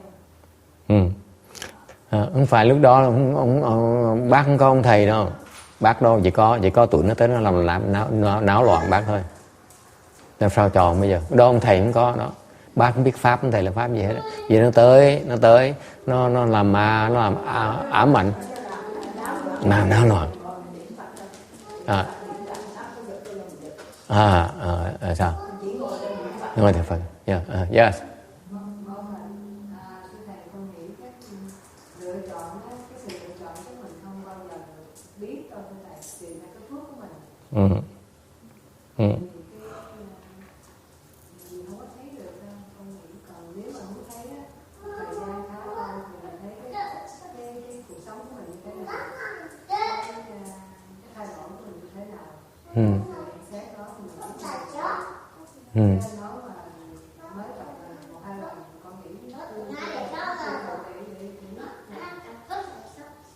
Ok. Thì you're right. Sao? Còn ngừng nói đi.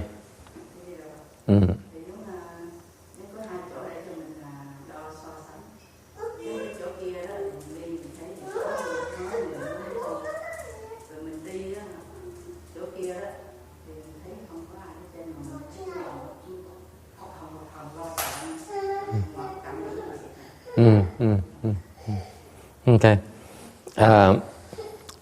This is how you choose. Mình chọn như vậy nè. You all right. Quý vị đều đúng hết. Okay. What you do is you go back to the Buddha's name. Quý vị muốn chọn là trở về lại cái niệm Phật. Đúng. Cái linh tính bác rất là đúng. Lúc đó chỉ còn cái niệm Phật mới là thật thôi. At that point in time, only the Buddha's name is real to you. You should not believe in anything else. Không cần tin gì khác, chỉ cần tin niệm Phật thôi. Okay? That's all you have left. That's what you can count on all the time. Khi nào cái tâm quý vị chỉ nhớ tới Phật thôi, niệm Phật thôi, thì cái đó là cái thật quý vị có thể có được. Còn những cái khác nó không có quan trọng. Nothing else matters. Okay? Not the food, not the money, not the girls, not the glory, not the adoration. It doesn't matter anymore. The only thing real for you, the only saving thing that you can count on is the Buddha. Lúc đó cái tiền bạc nó cũng không giúp mình được, cái của cải nó không giúp mình được, cái con cái mình không giúp mình được, cha mẹ mình không giúp mình được. Okay? Cái sung sướng nó cũng không giúp mình được. Không có gì giúp mình được hết. Cái duy nhất còn lại là cái Phật thôi. Phật A Di Đà mới giúp mình được thôi. Mình cần một cái thôi là Phật A Di Đà thôi, thì mình chọn đúng. Ok.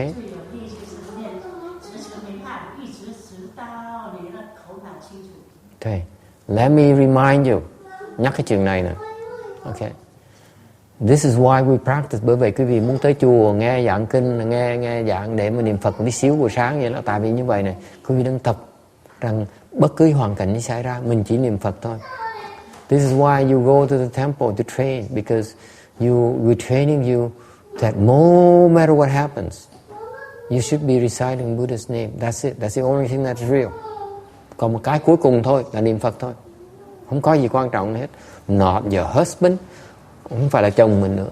Not your children, không phải là con mình nữa. Not your money, không phải là tiền mình nữa. Không làm gì được cho mình hết. None of them can do anything for you except for the Buddhas. Chỉ còn Phật thôi. Okay? At that time. That's it. That's the only thing that matters. Okay? And that's how you get out. That's how you choose. Mình chọn như vậy, mình chỉ chọn Phật thôi. Nghe rõ ràng không? Mình chọn một chuyện thôi, là Phật thôi, niệm Phật thôi. Please remember that. Nhớ như vậy nè. Mình chọn một chuyện thôi, niệm Phật. Okay? Yes. Yeah, this is a comment. I was just relating being approached by the yin world at certain times, especially when you die, that to experience it like that in life. Yeah. Which is, very good. I don't know if it's the same for everybody, but at least in show business, you're approached by people that want some kind of power over you, that are so clever, and so interested in making you think something that is not true. And they can actually change the way their faces look. They can generate emotions that they're not really feeling. You know, they can make themselves feel the emotions, right, even though it's totally insincere. Right. They can imitate sincerity so perfectly that you actually can't tell right, that they're not sincere. right. You know, so I mean, how much worse can it be for beings that have spiritual powers to see through them? Yeah. That's when you no matter what, you keep on reciting Buddha's name, even during when you're alive, until your head clears, then you see clearly. Because even though if they fake it, they can fake it for so long. Eventually, they have to reveal themselves. So you wait. You keep on reciting Buddha's name. Eventually, they run out of ruses, of tricks. Okay? That's choosing. Ông này ông nói, không phải riêng chết đâu, mà sống cái gì cũng vậy. Nhiều khi nó tới, ta bịp mình, ta gạt mình, ta làm bộ làm tịch, mình không cách nào biết là đúng là sai hết á. Okay? Thì lúc đó mình cũng làm như vậy luôn, mình ngồi mình niệm Phật thôi. Tại mình cứ đợi hoài, lúc mà họ cứ làm bộ làm tịch, họ cứ gạt mình một thời gian là cùng họ bị lòi ra hết rồi, hết sức rồi, họ cũng bị lòi ra sự thật. Thành mình chỉ đợi thôi. That's choosing when you're alive. A slight variation. Nó khác tí xíu thôi. Nếu quý vị còn sống, okay, quý vị chọn một cách là không làm gì hết. When you're alive, the way you choose is by not doing anything, not getting upset, even though they say, yeah, bad mother. Go. As if you didn't hear anything. That's how you choose.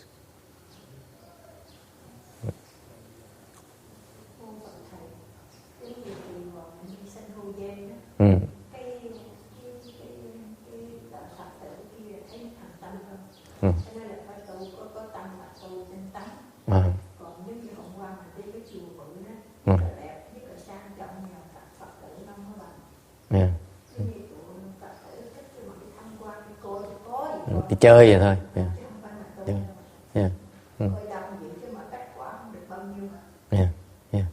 Họ là xà láng, họ là tán loạn quá đi, cái tâm họ tán loạn rồi. Đi chơi vậy thôi, đi vui vậy. Are we in control of anything? Are we not in control of anything? Why do you need to be in control? Why are you such a control freak? Huh? What kind of question is this? Câu hỏi, ủa mình không có tự chủ á? Ủa tôi hỏi ngược lại, tại sao mình phải cần tự chủ? Sao quý vị mà cứ đòi là làm chủ hoài? You sound like a typical mother. You want to control everything, including your children. Giống như cái cô này giống như là nói giống như bất cứ người mẹ nào ấy, khi nào muốn làm chủ ấy, nhất là muốn làm chủ con cái mình á. You're pretty sick. Bệnh hoạn dễ sợ. This is what happens to parents. Parents are so control freaks. They want to control their children. Những cái cha mẹ đó, muốn là làm chủ con cái mình. Vừa thôi, come on, give me a break, give him a chance. Yeah. Sao? He says it's not like that. You got it wrong.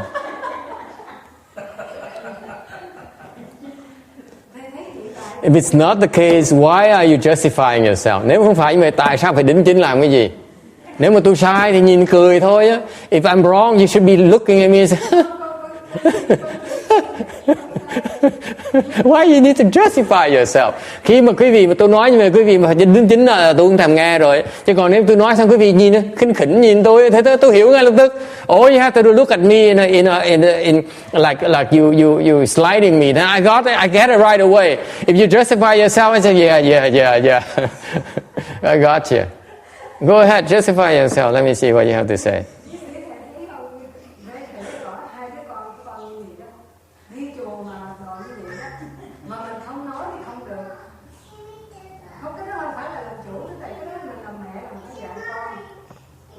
So? She says, have you noticed? My two daughters, that's how they dress and go to the temple. Low cuts. I didn't notice it, okay?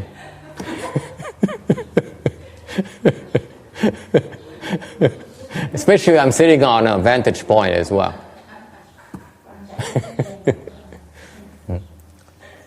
And she says, if I don't say anything, I can't. So I say, nó mặc thì nó mặc thôi. Nếu mà look at it this way, it's better than they have something on top instead of nothing at all. Well, never mind.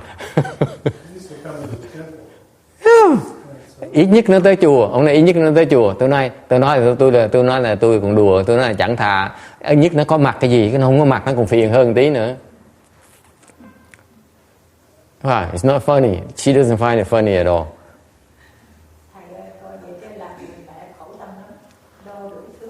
Không, nhưng điều kệ nó chứ. Let me put it this way for you, all of you. Okay? Stop controlling your children.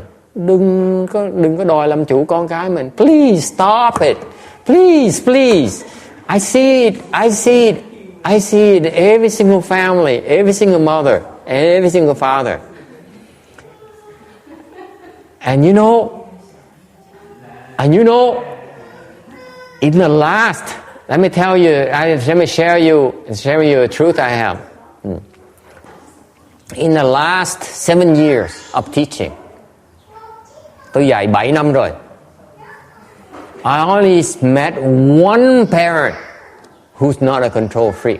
Tôi chỉ gặp một người cha mẹ duy nhất mà không có đòi làm chủ con cái thôi. The rest of you, phần lớn quý vị hả? Cũng đòi giật dây con trai. You all are pulling strings of your children. You love to do this. Mẹ quý vị là ai cũng giật dây con cái mà như điên. Okay, so what are the children like in that? Huh?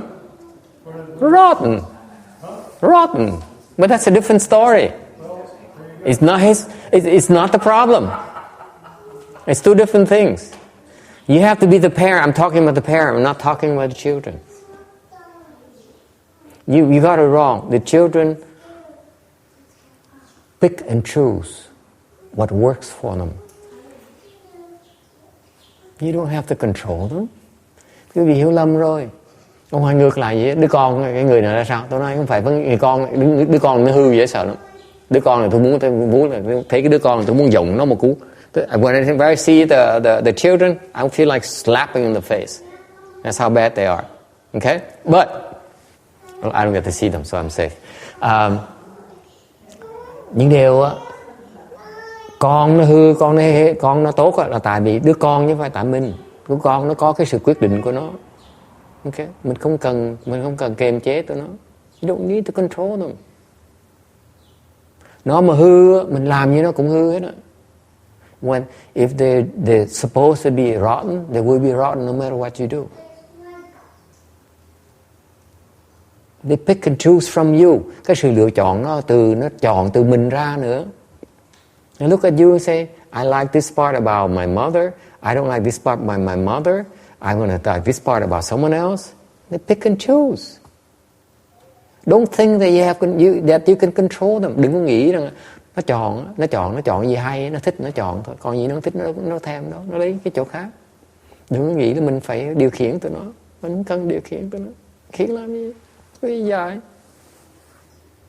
Let them be. All you do is you give them comfort, you give them support. That's all you do. Let them choose for themselves. They will pick what is good from you, okay, and the bad from you as well. So you make sure you become a good person. Then they pick only the good stuff. They have no chance to pick the bad stuff. Don't blame it on them. Yeah. So really, the best thing you can do is to be a good example. Be a good example. Don't have to control them. If they happen to like girls, let them like girls. Nothing wrong with it. What can you do? You can't control them. That's why I see him roaming around looking at girls every time. Every time there's good-looking girls, he goes around. Oh, yeah. I see it for the last 3 years. You think it's new? No, I noticed the very first day. You think I can control him? I can't. Quý vị nghĩ chứ quay. Quý vị cứ tưởng như là tôi không biết cái thằng nhỏ này nó tới chùa, nó thấy con cái nó tới, nó cứ liếc tới, nó nhìn lui nhìn tới, nó la cà hoài. Mình thấy là cái lúc tới nó tới mà thấy cái tướng cái thằng này là không xong rồi. Mình đâu có làm gì được đâu. Bây giờ nó cần lộ ra. Mình kiềm chế đâu có được đâu. So, thành ra mình muốn dạy con cái mình đó là nó chọn cái hay với cái xấu của mình. Thành muốn với bậc cha mẹ của mình á, muốn dạy con cái mình thành người tốt, thành nó chỉ chọn được cái tốt của mình thôi, nó không chọn được cái xấu của mình. Đó là dạy nó như vậy đó, chứ đâu cần phải kiềm chế nó làm cái gì. Mình xấu nó mới bắt chước, mình không xấu sao nó bắt chước mình được.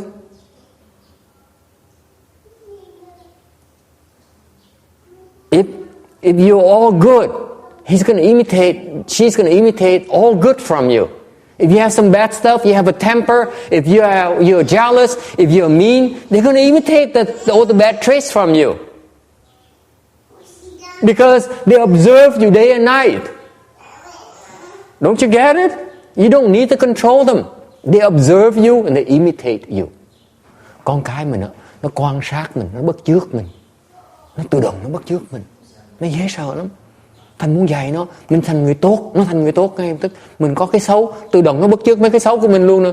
If you're a good person, they're going to imitate all the goodness from you. If you have some bad traits, they're going to imitate those bad traits as well. And there you go, you blame them. You're such a rotten baby, you're such a rotten child. It came from you. Why not you to get it? Huh? Yes. I'm calm now. Yes. Somebody say, is it because of me? Because like Joseph likes to look at girls, so he imitate out of me. Yes. Don't tell me you don't glance at girls. I didn't deny. I'm just. You don't think I know? Of course I know these things, but I don't say anything. Just because you married, you think I don't know those things? Are you kidding me? Hi, Charlie.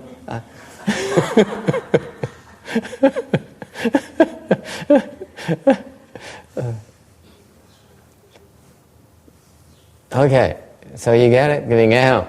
Đừng có kiềm chế con cái mà, kệ nó, cho nó mặc hở hang, thầy bên nhìn ráng chịu thầy.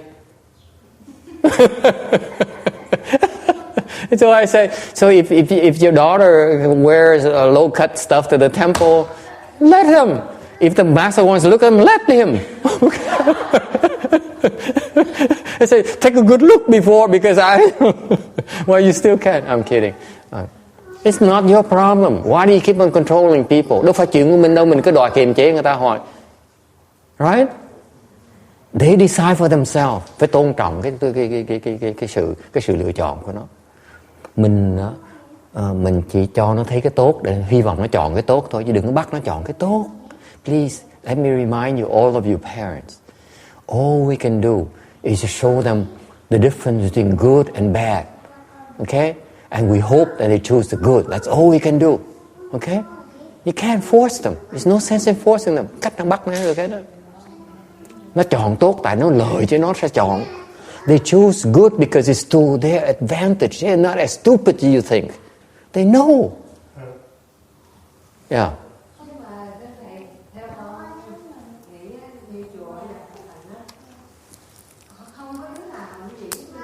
Chừng nào? Đừng nói tên, đừng nói tên. We're not naming names, okay? Yeah?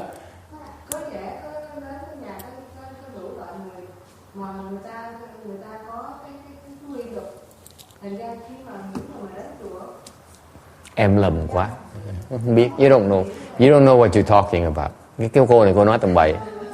She claims that there is this big temple where the guy who sits back there came from, originated from. You know what I'm talking about. We're not naming names, okay? Yeah, that man back there. Yeah, the one by himself. What the temple he comes from. Because we need to protect the identity of temples. You know, we have too many temples. Okay, today. And she claims that from the temple he comes from, that man right there, yeah, that's him.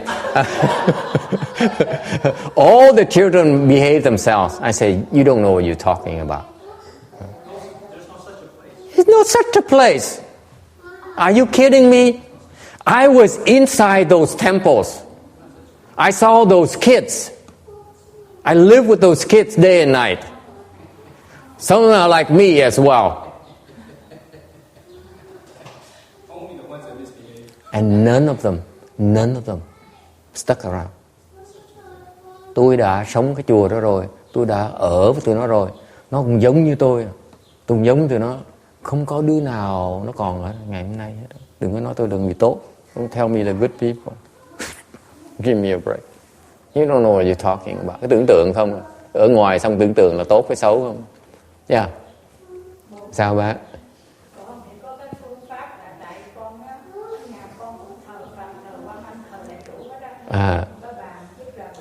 Mỗi sáng con cũng cúng đặt niệm kinh vậy. Thầy tụi nhỏ nó mà thắp nhang á, thì mình có dặn trước tụi con thắp nhang, tụi mình phải kính Phật đó, tụi mình phải mặc áo đàng hoàng, quần dài đàng hoàng, tụi mình thắp nhang nha. Trước hết thành ra nó quen rồi, mỗi khi nó muốn thắp nhang, nó cái sống rồi nó mặc quần cục nó muốn thắp nhang mà nó thay quần dài luôn nó thắp nhang. Sau đó nó thay như đi làm nó được. Thành ra vô chùa mà khỏi lo nó mặc quần sắc xi không có. Tại nó quen rồi. Dạy từ từ đó tới giờ. Bất cứ đi chùa hoặc đi đâu hoặc bái Phật phải quần áo này nếp đàng hoàng. Áo phải dài tay, quần phải dài đàng hoàng để mà bái Phật. Dạy từ đó thành nó của con nói không có. So she said she gave a lot of example and advice. She says at home she would teach her children. There's an altar. She would teach her children to dress properly and go to the altar and make the offering. You don't wear shorts to go to the temple and make offering like short shorts today. Okay, that's how you train them right at home. I say that's a very good thing. Muốn dạy nó vậy cũng rất là khéo léo, rất là khéo léo. Yeah. On the other hand, nếu như vậy á, nói cho bác nghe, nói bác thân hương nghe này. Làm như vậy thì nó mất cái vui. Then you do it like that, then you miss out. Tại vì phải cho nó tới nó mặc quần xà lọn mới coi thử cái cầu nào mới liếc cái đùi nó.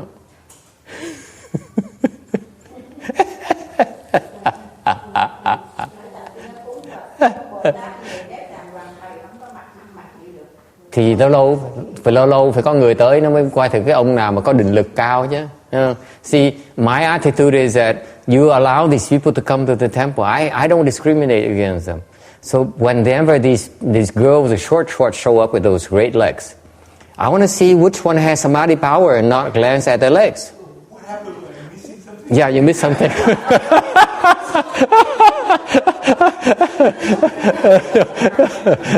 You miss all the juicy stuff. We're talking about girls' legs with low-cut dresses today. Coi định lực có bao nhiêu chứ cứ nói là cái chùa này chùa đàng hoàng người ta mặc không nữa.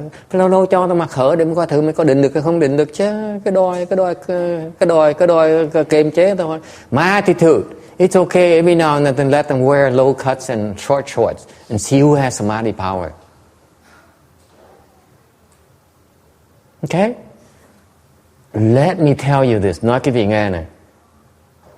I'm not talking about theory. Tôi không nói chuyện lý thuyết đâu. You cultivate. Cái vị tu đó. Okay?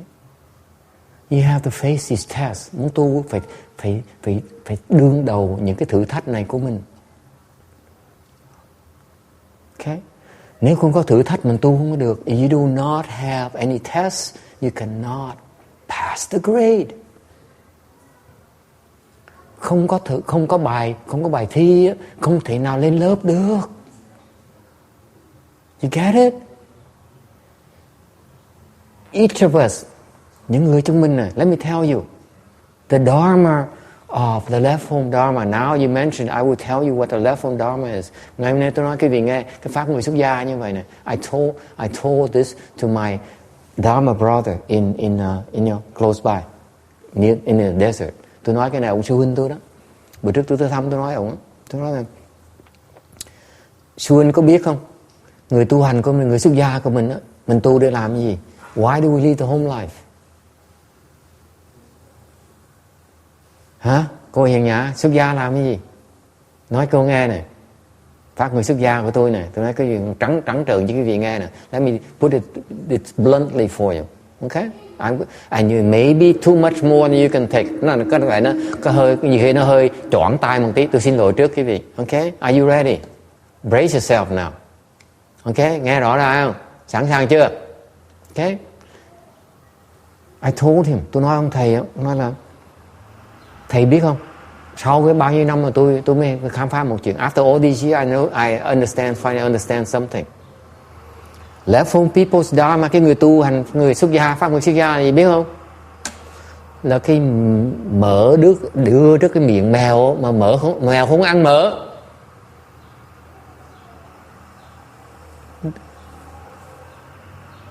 This is a left home people's Dharma, Randy. This is not about theory. It's about you served a steak in front of your mouth and no one around. You're not going to eat. You hear me? If you say, oh, I'm a left home person, I don't do these things. I say, I don't believe you. Here's a steak. What are you going to do now? I'm not looking. It's yours. Tôi không nhìn. Tôi đưa cái miếng mỡ thôi. Có ăn là không thôi. Quý vị tự quyết định đấy. Tôi nhìn làm cái gì? Why do I have to look? Huh? It's your life. It's your decision. Do you want to be a left home person? Or you want to be a lay person? Quý vị muốn làm người xuất gia hay là muốn làm người tại gia? Phải quyết định, cái đó quyết định của mình, chứ không phải quyết định của ai hết. This is your decision, no one else's. That's the left home person Dharma. If you say, I'm a left home person, you can't come near me. Đừng có nói tôi là người xuất gia, cái gì muốn gần tôi cũng được. Này, muốn cúng thôi, để cái đồ đây, xong thôi. What kind of left home person is that? Quý vị không? Có những cái pháp người ta nói là quý vị muốn cúng tôi, cúng tôi hả?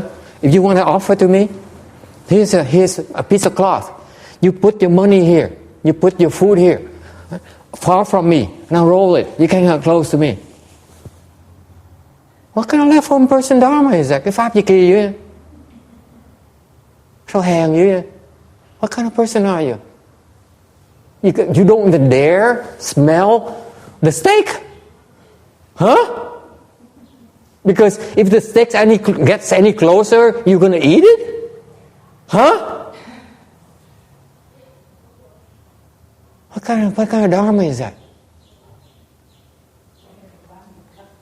Quý vị biết không? Quý vị ở ngoài tới chùa, you guys come to the temple, you think we are so perfect. We are ideal. But every day we have to face this decision. Do I eat now when no one's looking? Or shall I not today? Tôi nói với thầy tôi, sư huynh tôi nói vậy đó. Thầy có biết không? Người xuất gia mình là vậy á.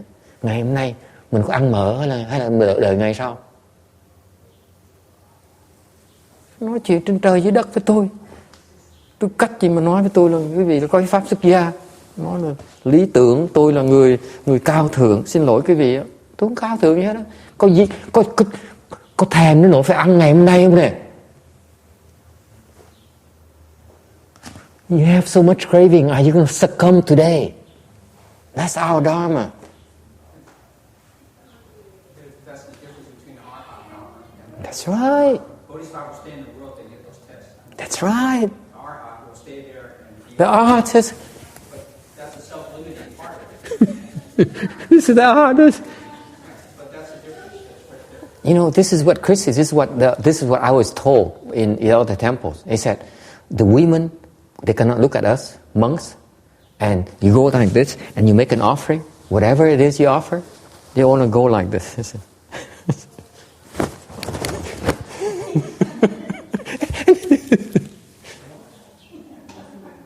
My disciple was so offended. Josefa was so offended. He said, "You treat me like dirt. You treat me like I'm gonna harm you. Of course I'm gonna harm you, but that's my purpose. Because I helped you with your cultivation." Đúng không? Without the test, without the temptation, how do we know it's for real? Huh? It's theory to you, right? I mean, we are above it. Yeah, I don't believe it until you serve it to my platter, to my mouth. Then I believe you. That's left home Dharma, my friends. It's not this. This is not left home Dharma. I refuse to cultivate this. Okay? You get it? Cô nghe có hiểu không? Không có cái pháp nào tu người xuất gia mà nói là muốn tới cúng tôi là phải trải cái khăn ra dài thế dài quăng tới xong rồi để rồi tôi cuốn lại. Hèn dữ mấy. Mình xuất gia mình phải cho cái mỡ tới miệng mình luôn. Ngửi cái mùi thơm mỡ. Mèo có dám ăn hay là con gà không ăn? Tầm bậy. Tưởng tượng không. Ông này ông nói cái đó là sự khác biệt giữa người A-la-hán người Bồ Tát mà đó. Người A-la-hán là ta sợ, còn người Bồ Tát ta sẵn sàng để mở tới miệng mình luôn. The Bodhisattvas give it to me. Xong rồi mà đâu có sợ. They're not afraid. Yeah. They go like this and the cat comes out. You think they're afraid? No, they're not. Bồ Tát như vậy đó. Đã đưa tới mỡ rồi, không thèm ăn. Mà lâu lâu ăn cái chơi thử cái tụi nó có điên không? Yes, honey. What? Huh? Why do we need control? Because you're confused. That's why you want to control others. Is it out of fear? Out of the fear of the loss. Of losing. Hỏi, very good question. Tại sao mình phải kiềm chế người khác? Because tại vì mình sợ bị thiệt thòi, mình sợ bị thiệt thòi, bị mất. Loss, you're afraid of the loss. You're afraid to get hurt.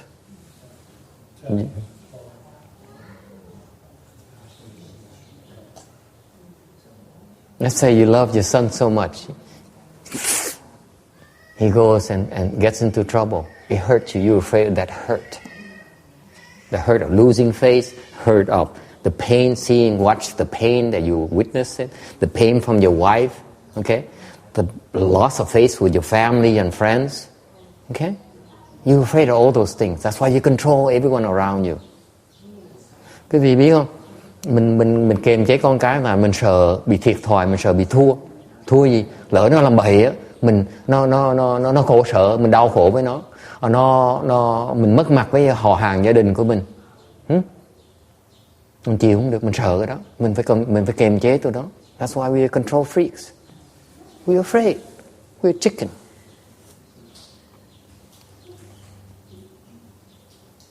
Sao? Hiền nhại bây giờ hiểu phương pháp tu chưa? Tu nó phải thử lửa. This is again left home people dharma. You need to test. Don't tell me that you need. Cái người xuất gia, cái pháp người xuất gia vậy. This is the left home people dharma. No one dares talk about it this way. Không ai dám nói với cái cách như vậy hết.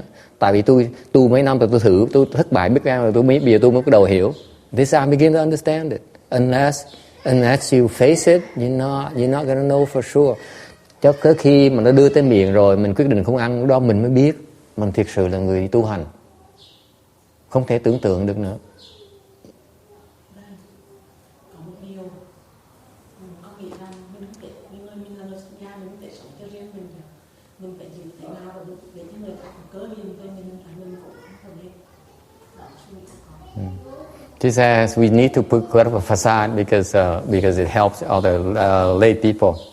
So I don't give a damn about lay people. Tôi không cần biết người tại gia nha.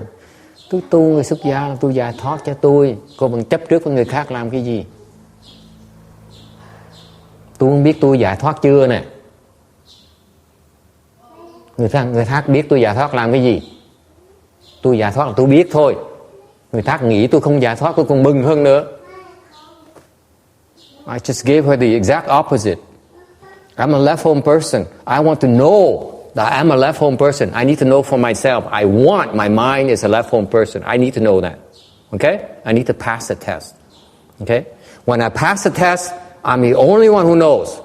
I'm not going to go around and say, hey, listen, see how great I am. I record it, from...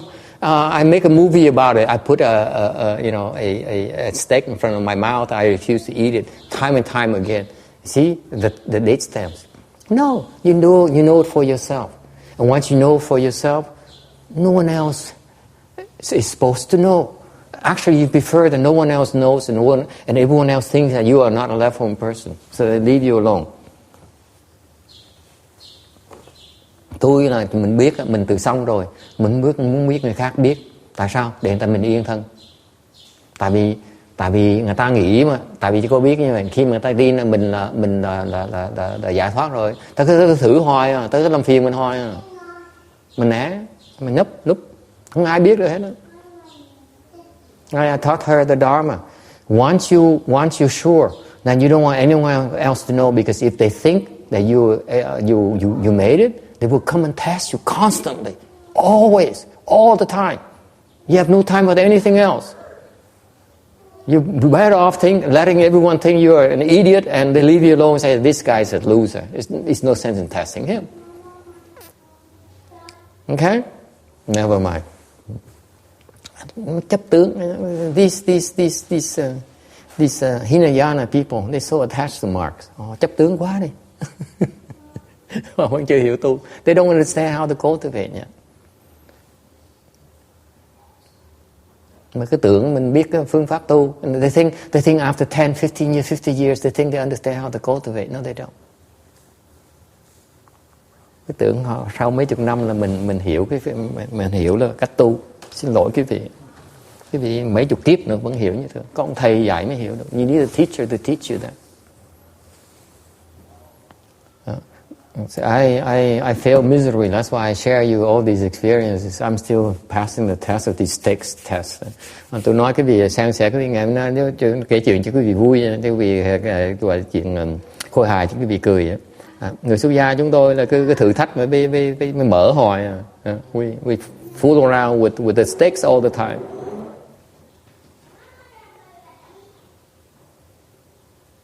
Okay? That's the left home Dharma. It's not hiding in a corner. It's loser. I don't like those people. Cái pháp mà tu mà núp một chỗ để mà né xa lánh cái chuyện cám dỗ này nọ, cái pháp nó yeah. Maybe you want to avoid that, and they will make sure that you have enough công phu, then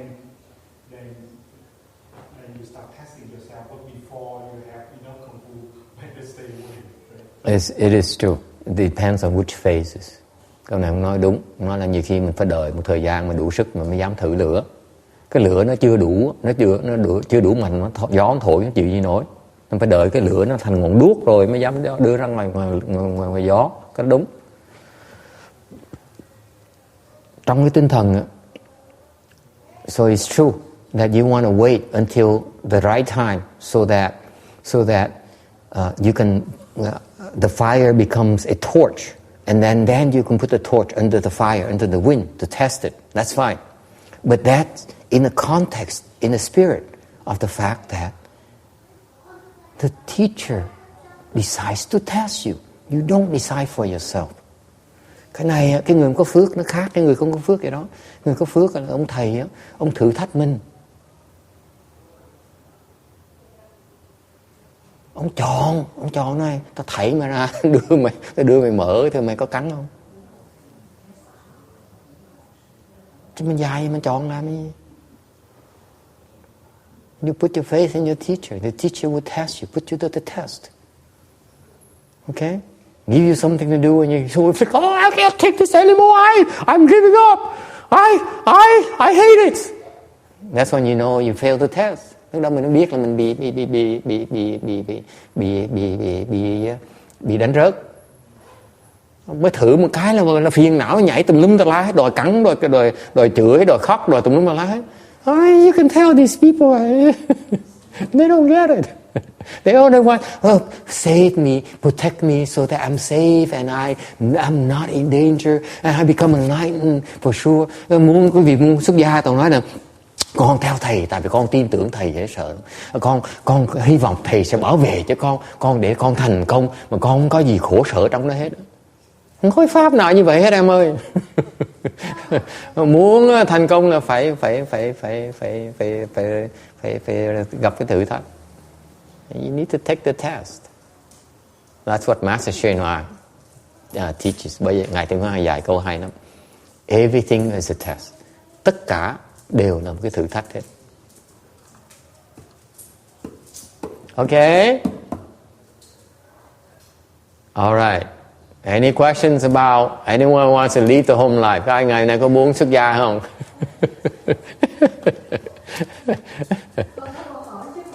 Oh, yeah, okay, yeah. She has a question. She doesn't want to lead the home life. Yes, I understand. Yeah.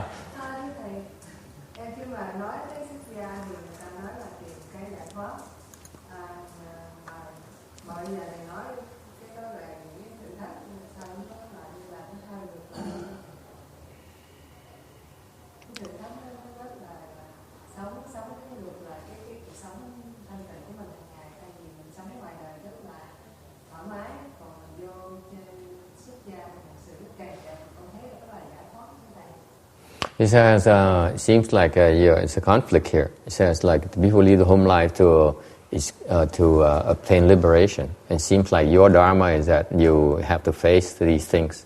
You have to face these tests. It seems to be a conflict. No, it's no conflict. They coexist. Không có sự mâu thuẫn đâu. Nó có hai cái nó cùng có một lúc. First of all, the left home Dharma or cultivation in general is a purification, self-purification process. Thứ nhất, cái tu hành không phải người xuất gia đâu, cái người bất cứ người nào, người tu hành, cái tâm người tu hành là cái người mà muốn làm cái thanh tịnh cái tâm mình. Okay? Có nghĩa là mình bớt cái sự tham sân si của tâm mình.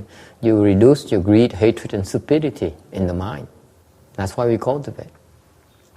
And the left home people is a special dharma that enables you, gives you a shelter, gives you a wall around you. Cái pháp người xuất gia là cái pháp mà có xây 4 cái tường xung quanh quý vị để bảo vệ cho quý vị. We build 4 walls around you to give you an environment that frees you from the worldly pursuit, because worldly pursuits are very difficult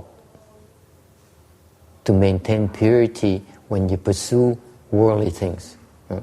Tại sao xây 4 cái tường? Xây 4 cái tường xung quanh những người xuất gia là vì cần 4 cái tường đó để bảo vệ cho họ. Khi mà quý vị ra ngoài cái thế giới này, vào cái cuộc sống thế gian, là quý vị khó mà giữ sự thanh tịnh lắm. Thành ra phải cần 4 cái tường để ngăn cách quý vị vào những cái đeo đuổi của thế gian.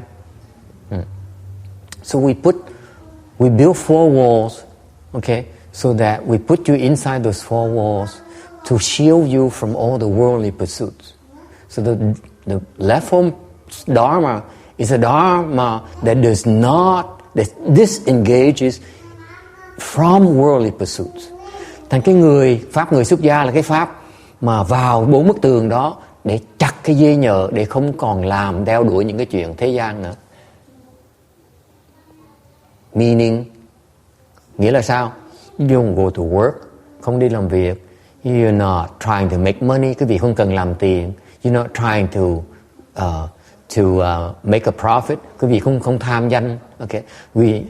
Không tham lợi, không tham danh. You not going after fame, okay? You're not going after comfort, quý vị không tham cái sự tiện nghi, okay? All those dharma are to help you, to disengage you from all these worldly pursuits, okay? Thành ra cái pháp đó nó cho phép vào cái hoàn cảnh như vậy để quý vị từ từ chặt bớt những cái thói quen và đi theo những cái đeo đuổi những cái thế gian đó, những cái thế gian pháp. Mình cần cái hoàn cảnh như vậy, mình bước từ từ mình mới bớt cái tâm như vậy được. Còn nếu mình ở ngoài á, mình khó mà gạt cái tâm đó lắm. It's much more difficult when you're outside of the four walls to disengage from worldly pursuits because of needs. Bởi vì quý vị ở ngoài 4 bức tường đó, quý vị có những cái nhu cầu. You have needs to feed yourself. You needs to clothe yourself, to shelter yourself, to get medicine for yourself. Quý vị cần thuốc, cần men, cần đồ ăn, cần đồ ngủ, cần cái nhà cửa. Thành ra quý vị có những cái nhu cầu, làm sao mà không đi làm việc được, không theo chuyện đeo đuổi chuyện thế gian được.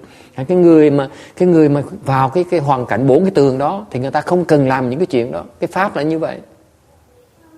Ok?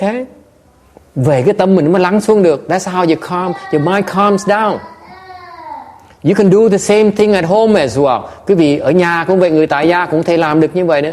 You go to work, you back home, you go into your room, you meditate. That's how you calm yourself down.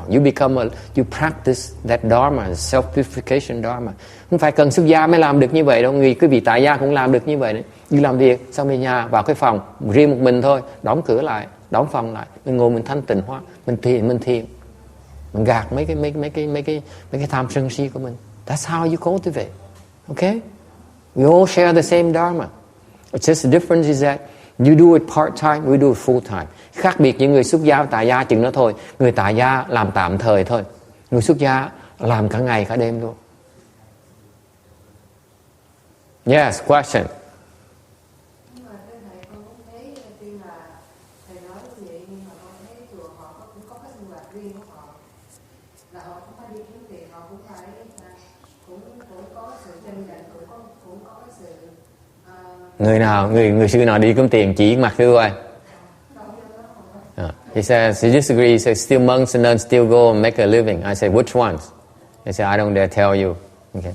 Not my monks and nuns. Thầy mấy cô thầy trong chùa tôi không có ai cần kiếm tiền hết. My monks and nuns do not need to make money. I'm the one who needs to make money. They don't. Có mình tôi phải cần làm tiền, họ không cần làm tiền.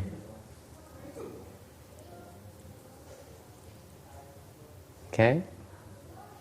Now, let me continue. You purify yourself. Mình lắng cái tâm xuống này. Mình thanh tịnh hóa tâm mình. Okay? But that's only by yourself. Cái đó là một mình thôi. It's no good. You're useless to the world. Nếu quý vị sống như vậy, tu như vậy thôi á, quý vị chỉ tu mà ngồi trong sau 4 cái tường, núp sau 4 cái tường đó, quý vị hoàn toàn vô dụng. You're useless. Okay? That's why you need to test. Lúc đó mình phải cần thử thách, vì vậy đó, nhiều khi mình thanh tịnh đủ rồi á, mình phải chạy ra ngoài để mình quay, mình thử lửa. After you purify long enough, you have to go outside to test yourself. Nó đâu có mâu thuẫn đâu. Thời gian nó khác biệt nhau, cái môi trường nó khác biệt nhau. It's different time, different place. There's a time to purify yourself. There's a time to go and take the test. Thanh tịnh hóa để sửa soạn, để mà ra mà thử thách, để mà thử lửa. Chứ không phải thanh tịnh hóa để mà thanh tịnh hóa đâu. We purify ourselves to prepare for the test, not to run away from the world. Is it clear? Thanh tịnh hóa để mình sửa soạn mà ra mà thi. Chứ không phải thanh tịnh hóa để mình ngồi mình sướng đâu. It doesn't work like that. Không có cái pháp nào mà như vậy hết. Yes. Sao? Còn Ngân nói đi. Sao còn Ngân mình muốn xuất gia rồi đó? Thầy, con này muốn thiền. Bây giờ cái thiền của con rất là khó. Nhà đó bây giờ thiền mà thiền được. Chẳng có ngủ hoài. Con đi tới chùa đó thầy có tổ chức cái thiền đêm thì nó ngủ. Thì ngồi á. Hy vọng. Yes. Thì từ từ sẽ làm được. Kiên nhẫn. Phải có những khi nó dễ, những khi nó khó, phải chấp nhận cái chuyện đó, mình chịu thôi. Dễ lắm. Về mua cái roi đưa cho ổng á.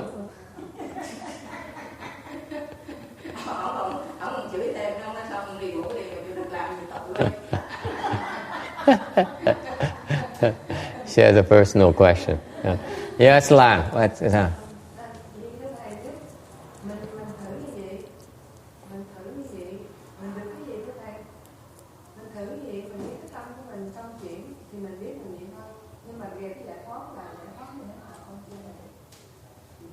Nếu mình thử được, thử hoài, từ từ mình sẽ giải thoát.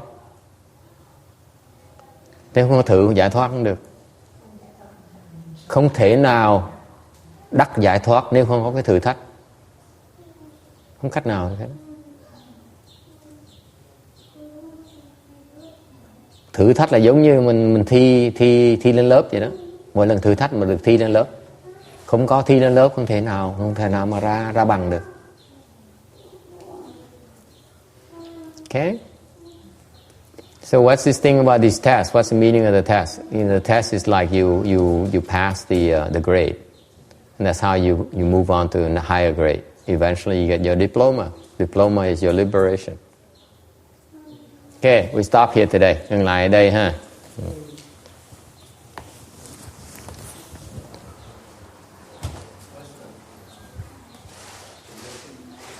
Huh? Advance or transfer? Yeah, we do the transference and then we do the rebirth transference as well. Oh, it doesn't change it. This thing doesn't change. I should refresh it because I changed it already. It doesn't refresh. Here, you just unplug and there you go.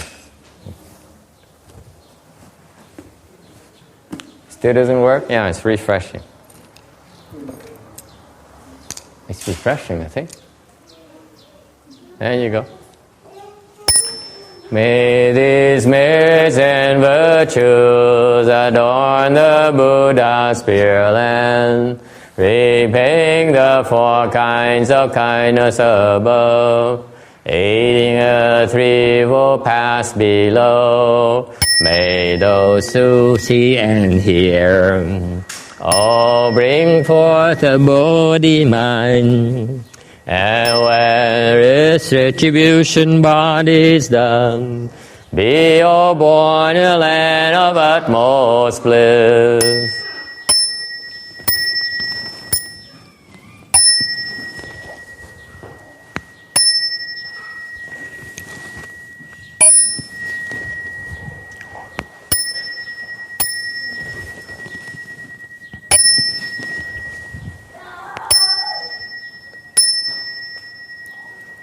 Page 38, trang 38.